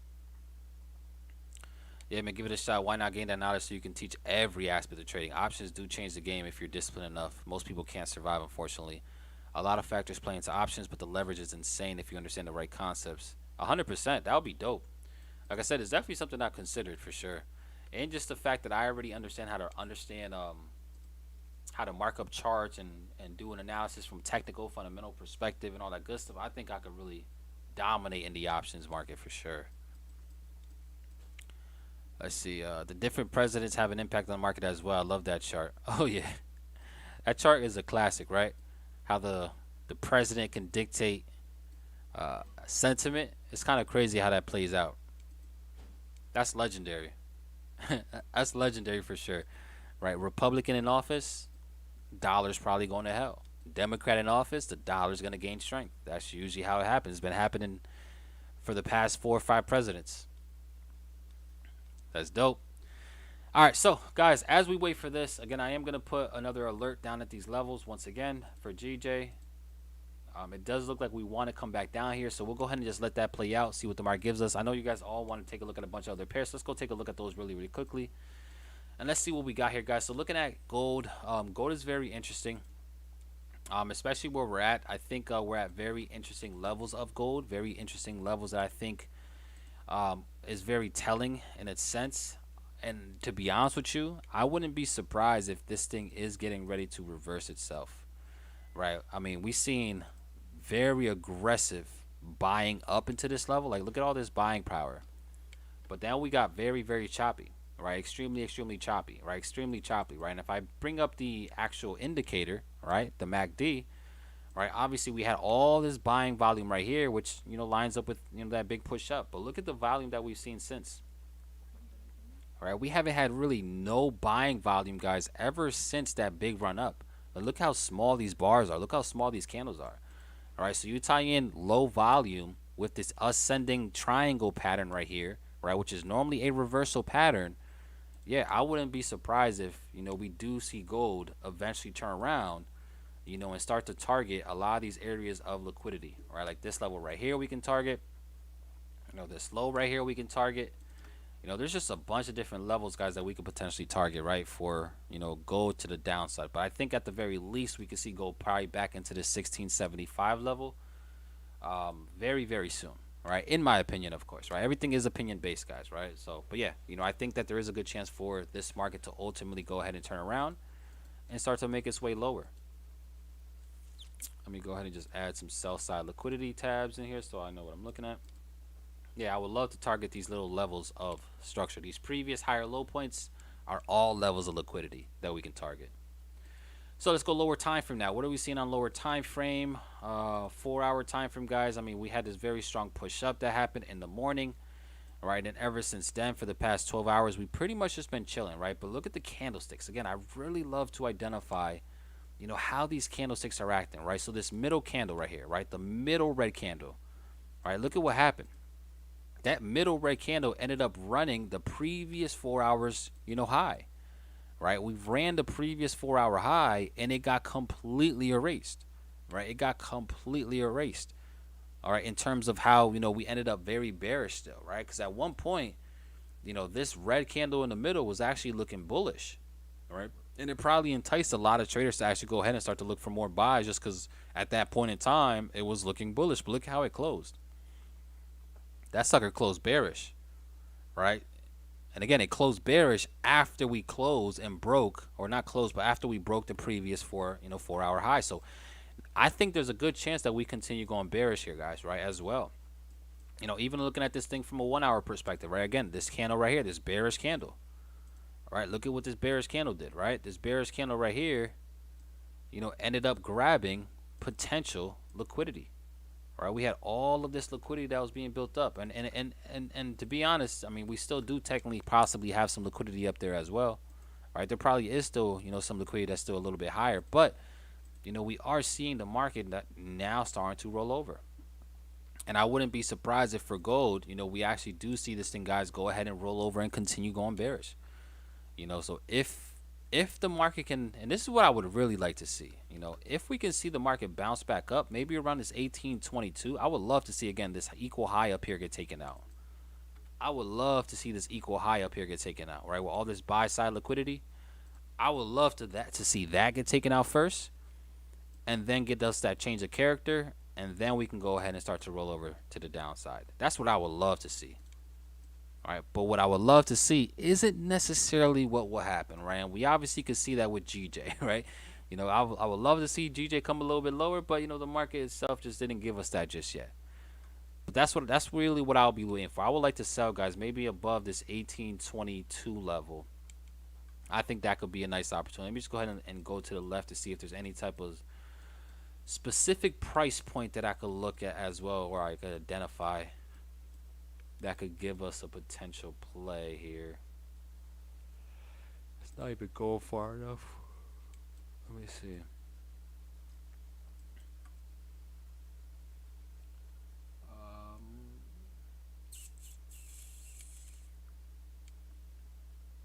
Yeah, I like, let's see.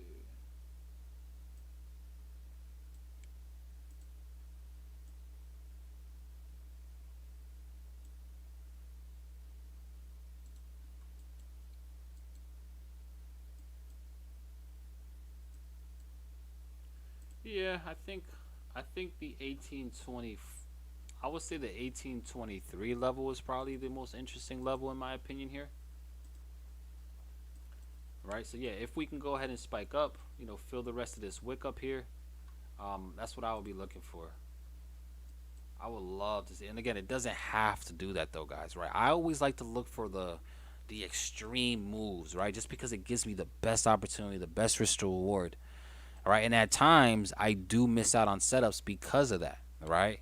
Because again, this could very well start to roll over from there, right? But I really like to take trades at the extremes, right? At the extremes of the range, right? Right now we're at the low of these range, right? So if I were to take a sell from right here and the market decide to pull back instead, see, now I got to deal with all that drawdown, right? And I don't want to deal with all that drawdown, right? I just don't. That's why I like to take it at the extremes, right? Either at the highs up here or even a spike above those highs will be actually pretty lit too. You know, so that's where I would like to that's what I'll be waiting for overall, guys, to see if I can get involved for gold, if I was to take gold. All right, let's see. Binance might be the next collab. If FBS snitches, I'm sure he will too. I'm looking for a 12. Yeah, if Binance collapses, then that's a big, yeah, that's another big catalyst that can really send crypto for sure much lower. 100%. All right, because Binance is the number one, right? Binance right now, guys, is like a monopoly in itself in the crypto space, right? That's honestly dominating, and there's like no competition at all, right? Like it's not even close, right? Just because of how much assets Binance has under control and how big of an operation it truly is. So if Binance does go out, then yeah, that's that's gonna be crazy, right? That's gonna bring a lot of pain to the crypto market, 100%. All right, so this looks interesting though. Let's go take a look at EU. I see people saying EU, and then I got you, Ra. I'll look at EA as well. GA left the building. Let me go take a quick look at GA actually, just to see if it left the building. And GA is leaving the building. Interesting. And I really love this. Again, like I just love this play. Like I'm really showing y'all one of my favorite setups, guys. Like one of my favorite, you know, plays off of candlesticks, right? You see how this candle right here, this, you know, we could do 1 hour or we can even do the 2 hour, right? We could do 4 hours. Just keep the 4 hours. It's probably the one that you guys use the most, if anything, right? Look at this 4 hour candle. At one point, guys, this was very bearish. At one point, this was, you know, looking like it wanted to continue to follow through to the downside, right? Because we ended up closing, or not closing, but we ended up running below that previous 4 days candle. But look at how we're so strong now, how we're bullish. If this closes like this, then I do see a lot more upside for sure. All right, I do see a lot more upside for sure. All right, especially if it closes like this on the 4 hour time frame, right? Which is, again, we still got 2 hours to go, but I do see more upside for sure here. All right, but let's take a look at EU real quick, and then we'll go EA and see what the market gives us, or see what happens. Let me take a quick look at GJ before I even do any of that, since we are just keeping an eye on it. All right, GJ's still chilling. All right, so for for EU, what do I think is going to happen for EU? Right, well, with me, I was looking for bearishness to come in personally for EU, right? I really want to see this thing actually go ahead and potentially collapse, and I still think that there's a very good chance to do it. I mean, we've been seeing, guys, this market just really starting to slow down in terms of momentum, and we could just tell by how choppy it's starting to get in with this little rising wedge pattern, right? And that rising wedge pattern, guys, really got into, you know, a very interesting key level that we were actually talking about last week as well. All right, it looks very interesting, right? I really like this supply zone right here, and again, look at the supply zone, the start of it. There's my favorite candlestick play. Look at that, the flip. I'm really going to start calling this the flip, right? Because that's literally what happened, right? Like at one point, this red candle actually looked bullish. It looked like it was actually going to continue bullish because we ended up closing above the previous day's candle. But we ended up closing very, very aggressively to the downside, right? That shows me that there's a lot of selling pressure in this area, like a lot of selling pressure in this area. So the fact that we had this rising wedge and we actually got up into that level, and we actually reacted in a similar, that's not what I wanted, and we reacted in a very similar way as well, right, with this bearish candle. Again, at one point this bearish candle was bullish, broke previous highs of the daily candle, but ended up closing bearish as an engulfing. That just tells me there's a lot of bearish momentum, a lot of bearish pressure coming in. So yeah, I do like the opportunity, guys, to continue going bearish here on EURUSD. But With that being said, got to keep in mind all of this resistance right here, all right, is probably building up a ton of liquidity. So if I wanted to take a position here on EU, I would love to see something like this first, right? We run these highs, right? We run all this liquidity right here. And then from there, maybe around this 1.07 level, round psychological level, or not even necessarily just that, but anywhere up in this range right here, right? Around this 1.069 to 1.07, that will be, in my opinion, a very attractive opportunity to go ahead and short. Very attractive opportunity, right? And this is going to be a phenomenal risk reward as well, because if we're able to get that entry, guys, I think we have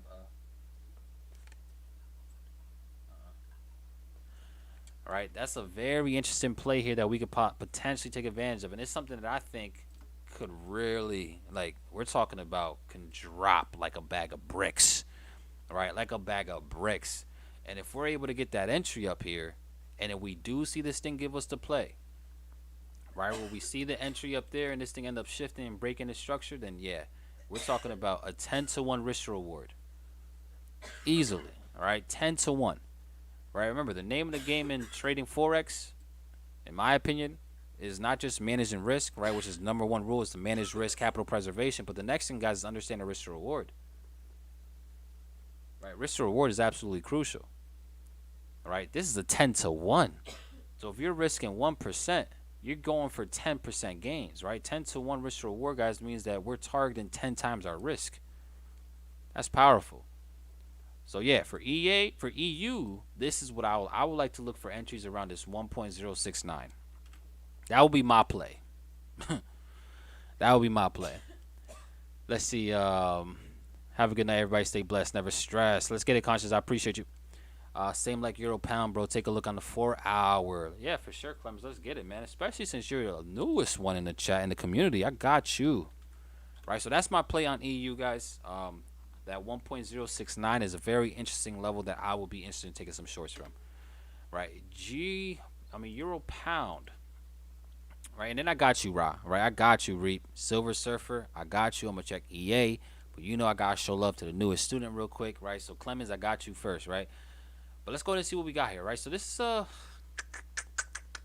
is a very, very ugly looking pair. I ain't gonna lie.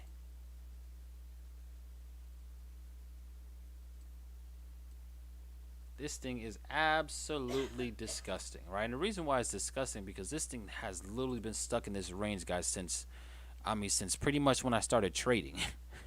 I started back in 2015, and yeah, this thing hasn't done a damn thing. Like, it's been very choppy this entire time, right? So now, what do I think can happen though if I was to try to make a prediction on this ugliness?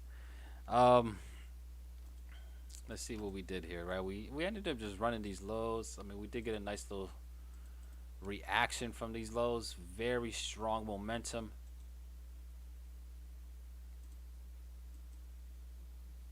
This is definitely one of the ugliest pairs so far.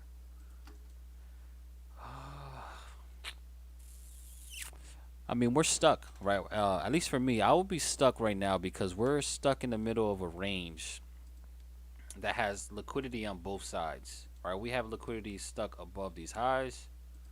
We have liquidity stuck below these lows. All right, so the market can literally go from one side to the other, right, and then still be stuck in this range. But if I was to lean towards something, as of right now, it looks like momentum is slowing down, right, up at these highs. So I think that there is more so a chance for this thing to actually end up rolling over and going back to the downside, in my opinion.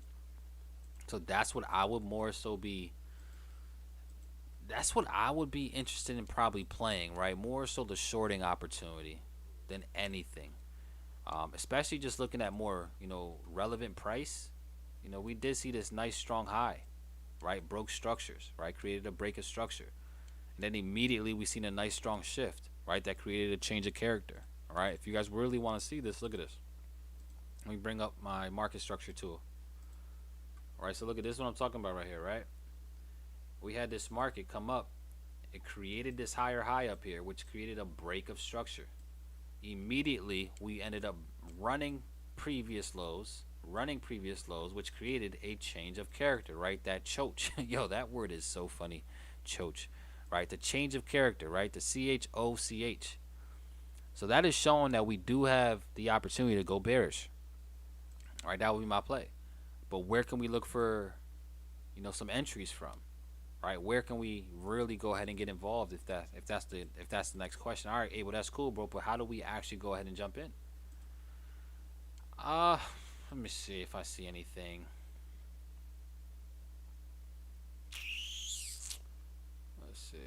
And what I'm doing here, guys, is I'm looking to see if there's any type of inefficient price action, imbalances, fair value gaps, things like that, because that's probably gonna be the area that I think price will end up going to. But we have this run down. Price came back up, created efficient price action. This is all efficient price action. We have this little run here, but even throughout all here, all this is still efficient price action, right? It's like no big candles that stand out. The only thing that I see is maybe back up to these levels right here. And let me zoom in for you guys real quick so you guys can see this, right? Maybe, and again, the keyword there is maybe.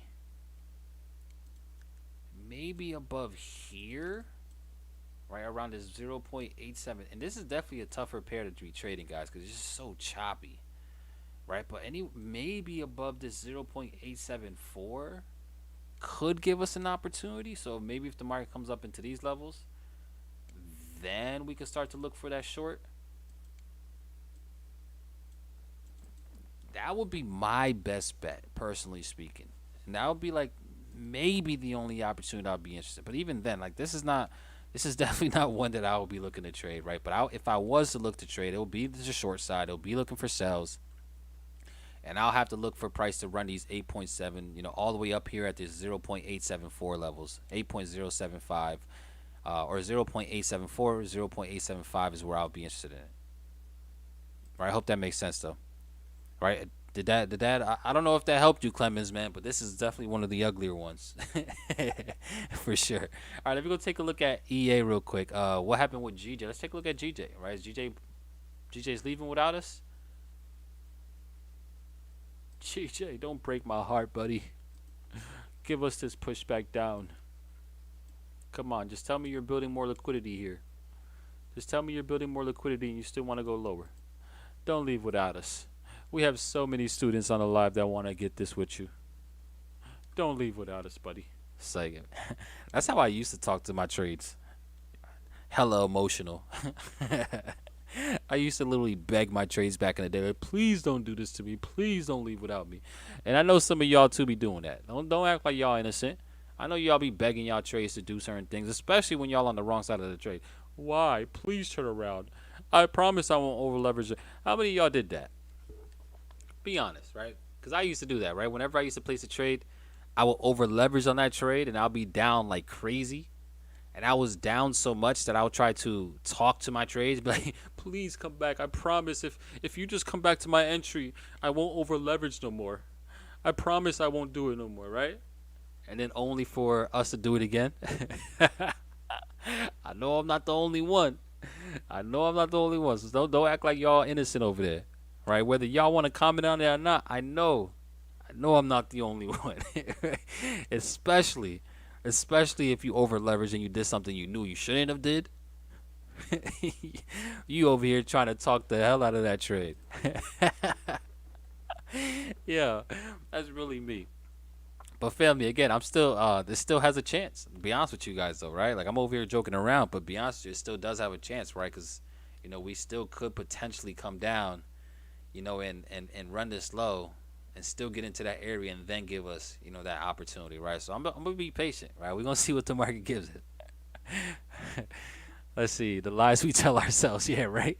And that's the funny thing, right? We're over here begging and pleading, right? We're over here praying to God or whoever you pray to, right? Telling them, please, I promise I won't do it again. Only for our next couple trades to do the same exact thing. Yo. Yeah, that's dumb funny. Sounds like me, Shave, huh, buddy? Yeah, you're not the only one been there, done that. Yeah, I think we've all been through that. I catch my doing it sometimes. Market always sits my ass down. Yeah, one thing I tell you guys about this market, man, like this market will humble you very quickly. Like, I've been humbled probably more times than every single one of you guys on this call combined.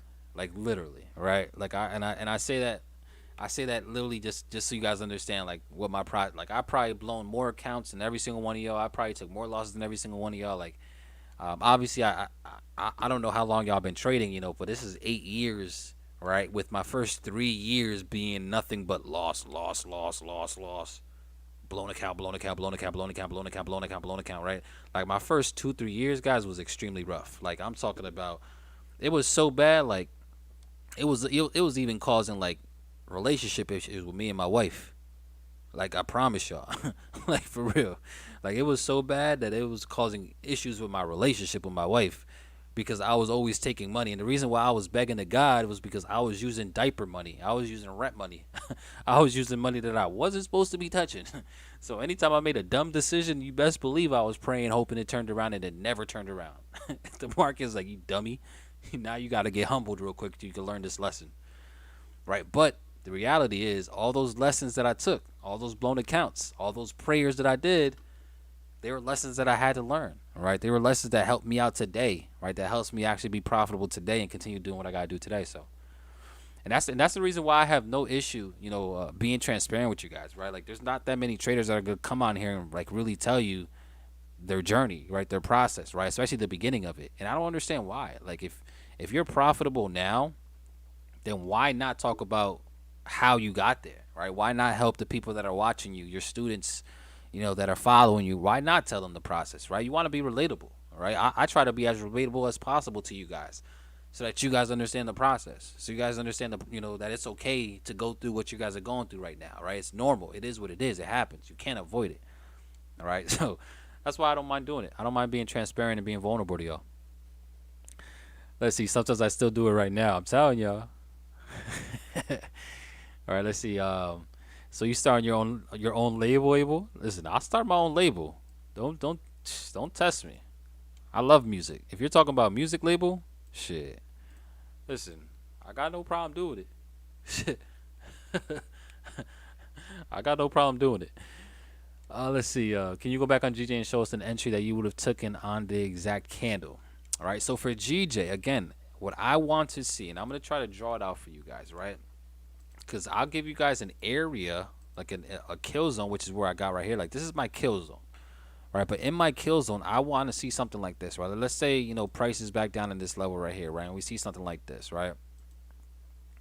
Let me try to make this pretty for you guys, right? So we have, bearish candles coming into our zone, stuff like this, bow, bow, bow. And now we start to get some bullish candlesticks coming back in, or we see the market starting to shift, right?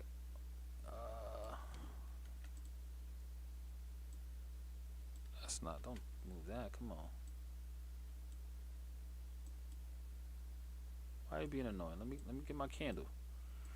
All right, and then we see something like this, right? So once we're actually in our kill zone, right, which is down here, right? Once we run the support, we capture more liquidity, we get into our kill zone, right, where all of our imbalances are, and most importantly, we have that last sell to buy candle, right? Remember what I'm saying, that last sell to buy candle, right? The last candlestick, guys, that caused the break of structure. If you guys want to be able to find it, and this is some nuggets, man, I'm giving y'all sauce today, right? If y'all want to be able to find a candlestick that holds the most weight, you want to find a candlestick that has caused the break of structure, or that liquidity grab.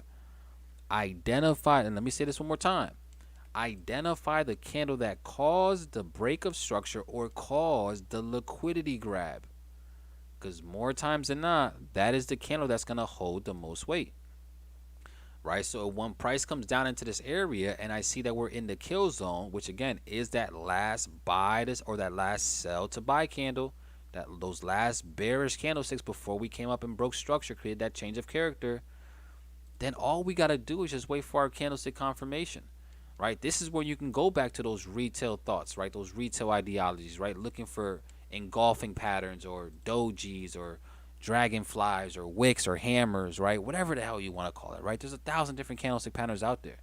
There's 3 of them that I personally love the most. I love my engulfings, right? I love my pin bars, and I also love what's this, what is a dark cloud cover? I don't even be knowing what this shit is called, right? But it's the one that closes at least 75% of the previous candle. So it doesn't have to be fully the full engulfing, right? But it closes at least 75% of the candle. Those are my favorite 3 candlesticks, right? Either the engulfing, right? The one that closes either 75% of the candle, or a pin bar, right? Once I get one of those 3 candlesticks, right, now it's time for me to get ready to pull the trigger. Now the next thing that I wait for pulling the trigger, and again, this is some more sauce for y'all, right? So again, I have three market structure patterns that I love to play, right? Double tops, double bottoms is one. Right, I love to play my wedge patterns, right? Rising wedge or a falling wedge. And I like to play another one, which I'm going to keep that one to myself, because that's really like my game changer one, right?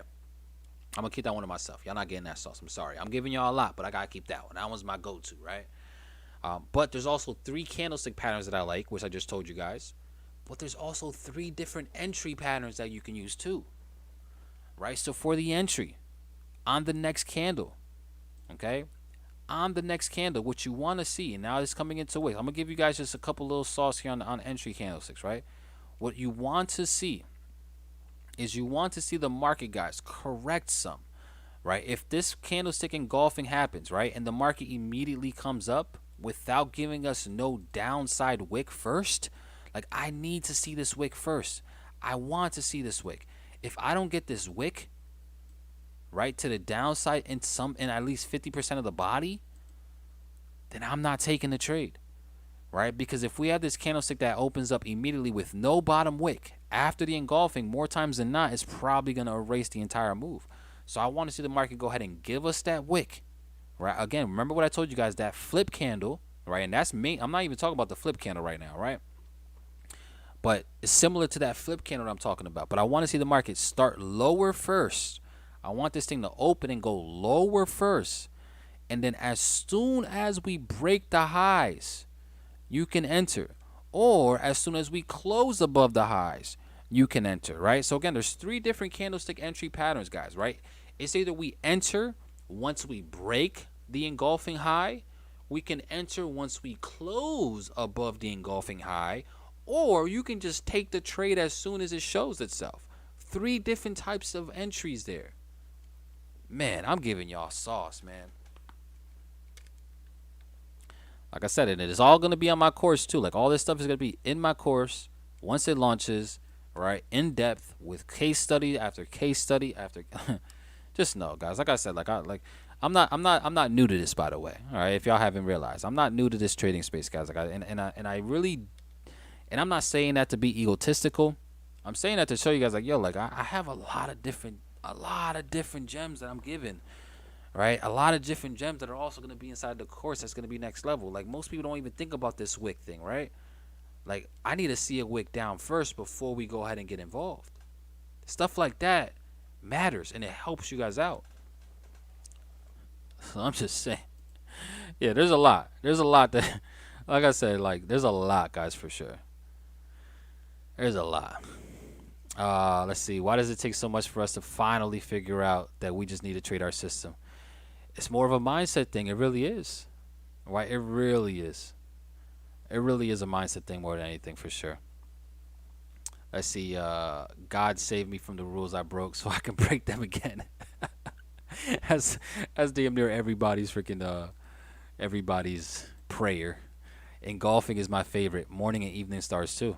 Piercing pattern. That's what it's called. Piercing. How did I not remember that? Piercing pattern, right? Yeah, that's my second favorite pattern. Let's see. Can you look at GU? Yeah, for sure. I hope this is in your course. 100% is in the course, right? All this stuff that I'm talking about, guys, is in the course and it's in depth with case studies, right? Because I could teach you something all day long, but it's going to really, really hit when you guys are able to see the case studies on it. Like, all right, cool, Abel. I see what you're talking about, bro, but where is it in real price? Like, I want to see it in action, right? I want to see it in action. I got y'all, right? It's going to come with case study after case study after case study. Trust me. All right, it's going to be crazy. I'm telling y'all. It's gonna be crazy, right? Let's go take a quick look at GU. And again, we're still waiting for GJ, but I hope this answered your question, right? Because once we get into that kill zone, all I need to see is my pattern, right? And then I need to see my entry.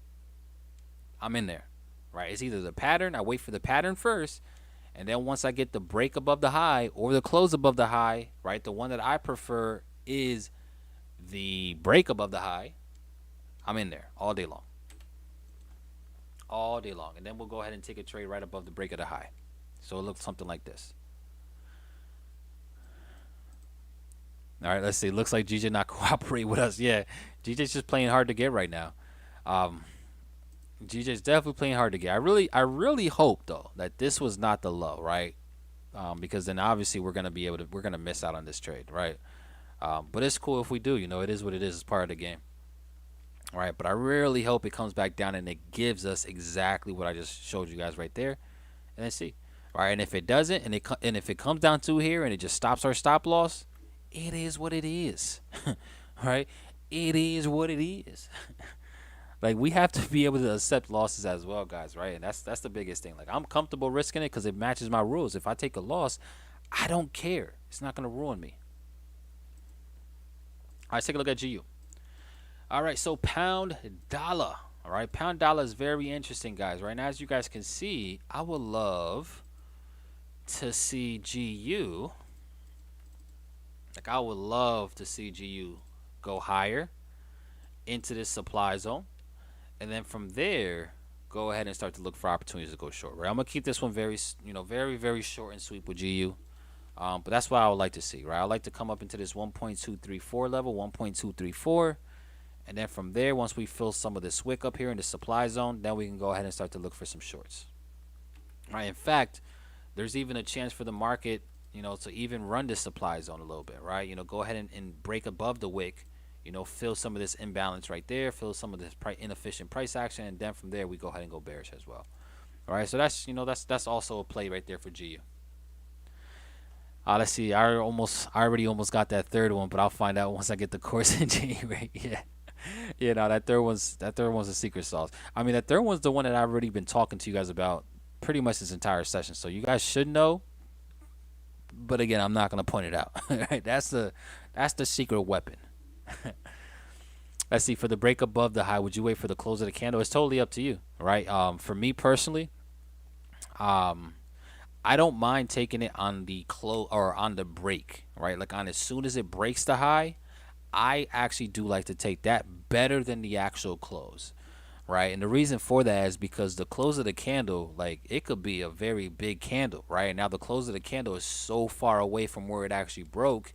Now you have to wait for the market to retest that level, right? So I personally like to wait for just a break, right? On the break of it, like, once we actually break that high, I'm in there. Right, but again, you can't go wrong with either or. Like I said, there's 3 different entry techniques. It's either you just take the trade when the pattern shows itself, you wait for the break of the high of that candlestick pattern, or you wait for the close of the high. But you can't go wrong with it. It really just depends on you. Now, there is a difference, guys, in terms of risk to reward as well. Right, obviously, if you just take the trade as soon as the pattern shows itself, right, maybe wait for that candle wick, that little, like, for hypothetically speaking, right? We're looking for, a bullish play here, right? We see, let's just say this is an engulfing candlestick. Once the candlestick closes and we actually push back into our candlestick, right? Like, we start to go ahead and go lower, start to come back inside of the body. That is another opportunity that I would take as well, even before the break of the high, right? Because now that's going to give us a better risk to reward, right? It's not going to be too drastic, right? Just because we're going to be entering on smaller time frames, so it's not going to make that much of a difference, but it will give us a little bit of a better risk to reward, right? For example, right, if we were to go ahead and just take the trade like this, all right, stops below this candle, right, which is our pattern, target up to these highs, this could be a play, right? On the pushback down, right? Because I want to see a lower wick created. I want to see a bottom wick created. If there's no bottom wick, then I'm probably not going to take that. I want to see a bottom wick created. But once we see that bottom wick created, you can either take it once it's creating the bottom wick, right? And then you can get a risk to reward, something like that. Or you can take the trade once we actually break the highs, all right? Like I said, we actually take it right at the break of the high, and then you get a risk to reward like this, right? Or you can also take it again on the actual candle closure, right? So let's just say, for this perspective, it closes up here, all right? The stop loss is all going to be the same. Targets are all going to be the same. But the risk to reward is going to be different based on which entry model you decide, right? You can either go ahead and take it again on the wick down for the best risk to reward. Obviously, there's a lot more risk to this because you really don't know if it's going to hold. This thing could absolutely turn around and continue going, right? But you get the better risk reward. Like this entry right here, 3 to 2, right? 3.2 risk reward. Phenomenal, which is probably my favorite one to do. My second favorite one is going to be on the break of the high as soon as we break it. That's giving us a 1.73 risk reward. As opposed to the close, right? Which again, the close is going to give you a lot more confidence though, because now you actually got that closure, but it's also only giving us a 1.15 risk reward, right? So it really depends on which one fits you, which one works best for you, on which one you want to decide. But these are how I like them in terms of order. This is going to be my number one. I'm not going to type it all out, right? But this is my favorite, trying to take that chance on the risk or on the wick. Like once we're actually creating that lower wick, that's the one I like the most just because it's giving us the best risk reward. But it is also the riskier one, right? So does this make sense, family, in terms of candle entries? Is this making sense? Drop some threes in the chat real quick, right? I want to see if you guys are still awake. Right? Drop some threes in the chat if that's making some sense. Right? Because this alone, like this lesson right here that I just gave you in terms of entries is crazy. All right? Like just this alone is crazy. All right? Like this little model right here, guys, right? Showing you how to really enter once you are in your kill zone, once you get your candlestick pattern. Right, knowing when to enter is usually the hard part. There's 3 different ways you could do it. Right, 3 different ways to do it. All right, it's totally up to you though. There's no wrong way to do it. All right, and that's the whole thing. There's no wrong way to do it. It's just whatever works best for you at the end of the day. Right, but yeah, that's what I would like to see for GJ. Right, for GJ itself, because I would love to see this thing go ahead and give us an opportunity to short from that 1.23. If you are looking for say like an opportunity to go ahead and get involved to try to buy it up into that area. I don't know if there's an area that I'll be interested in taking personally. I do think that we are gonna go up, but I'm not really interested because this thing could still, since we are seeing a lot of selling pressure, or at least we've seen a lot, this thing could just continue going bearish, right? So trying to catch this counter trend move, it is possible. But that's not really my interest more than anything. I want to align myself with the short more than anything. So I wouldn't be surprised if we do something like this. Something like that. Right, let's go take a look at GJ again. Is GJ still playing with us? Is GJ being disrespectful? Is GJ finally following our orders, or is she playing around? Let's see. Yeah, she's not doing much just yet. All right, still not doing much. So I'm going to continue to hold my order here, guys. I'm actually going to go ahead and set a pending order for this now. All right, because we are pretty much wrapping this thing up. So I'm actually going to go ahead and set a pending order for this trade down here at this 160.3 level, 160.35. Stop loss right below these swing lows right here for around a 15, 16 pip stop loss. Again, I'm only risking 0.5%, 0.5%. Right, so if we take this trade together, and if we end up waking up, and our stop loss gets obliterated, I only lost 0.5%. So I'm gonna wake up, and I'm still gonna be positive, and I'm gonna be perfect. But I don't want to hear some of y'all wake up tomorrow if you decide to pull the trigger on this. I don't want to hear your guys' stories tomorrow about you guys started praying for this thing to turn around because y'all decided to risk 20%, 30%, 50%, 100%, whatever the case may be. Right? I'm just saying. So don't bring your prayers to me. You better continue praying to God, because he need to instill some discipline in you, right? I'm just being honest. So I don't know. So that's what I'm doing, guys. But yeah, I'll most likely just set a pending order here, a buy limit around this 160.36 level, risking 0.5%. It is what it is. Again, it is holiday season, so you shouldn't be risking that much anyways. And then we'll see what happens, right? We're either gonna win, we're either gonna lose. But you best believe tomorrow we'll be back with another session regardless of the outcome. And we can just laugh at it tomorrow together. All right. But besides that, though, family, this is going to be the only one that I'm looking for. If you guys are interested in just connecting with me, I do highly recommend you guys to go ahead and follow me on Instagram as well. at Abel Trades, or my main Instagram is at It's Abel Melendez as well. All right, I just got my main Instagram back finally. Instagram trying to do some funny stuff. What the heck is going on here? What the heck did I just get into? Is this a no-legged MMA fighter? And he's whooping ass too. Oh shit, that's interesting. Right, but family, go ahead and follow. Abel Trades. This is gonna be my trading page that I just created about a month ago. Right, Abel Trades. Go ahead and follow my main page as well. Now that I finally got it back. Right, finally got it back. At It's Abel Melendez. Go ahead and rock with your boy. Lock in with me. Follow me. I'll follow you guys back. As many as possible. And yeah, just continue to ask questions, show me love, interact with what I got there, and I'll do the same to y'all. All right, but this is gonna be the setup I'm looking for going into tonight, and we'll go ahead and take advantage of it. That's scary. Now that was scary, Castro. Oh man. All right, but family, that's all I got with you guys tonight, man. I do appreciate y'all for rocking me for the past 2 hours. For you guys that don't know, I will be live tomorrow morning for New York session. Right, but I'm going to be live on a different YouTube channel, right? I do have my business YouTube channel that I have for the Profit Society, which is my trading community that I created. Me and a few of my business partners, we have an entire social media platform that we created for y'all, right? And anybody can go right now and create an account, like literally right now, okay? Let's see. There's some serious stuff. You really have to be aligned for mentally. It depends. And this is a fake account, so I don't know. Yeah, this is not my real account, guys, right? So I don't know what Native God. Native God, are you in the chat? Because Native God, this was a fake account. I thought I erased that. Bet, thanks. Yeah, but guys, again, it's a free account, free social media platform that you guys can all have access to. Come here, interact. But I will be live on the Profit Society channel tomorrow with my business partners, and we will be back dropping a lot of gems for you guys as well, right? So if you guys got value on this one, then hopefully we see you guys tomorrow morning as well, and we'll keep this thing going. All right, but family, I appreciate y'all. I love you guys. Thank you guys for rocking with me tonight. It was great conversations, great talks, great markups, great everything. And I look forward to seeing you guys tomorrow as well. All right, so I appreciate y'all. I love y'all. And I'll talk to you guys all later. Have a great rest of y'all night, guys. Let's get it.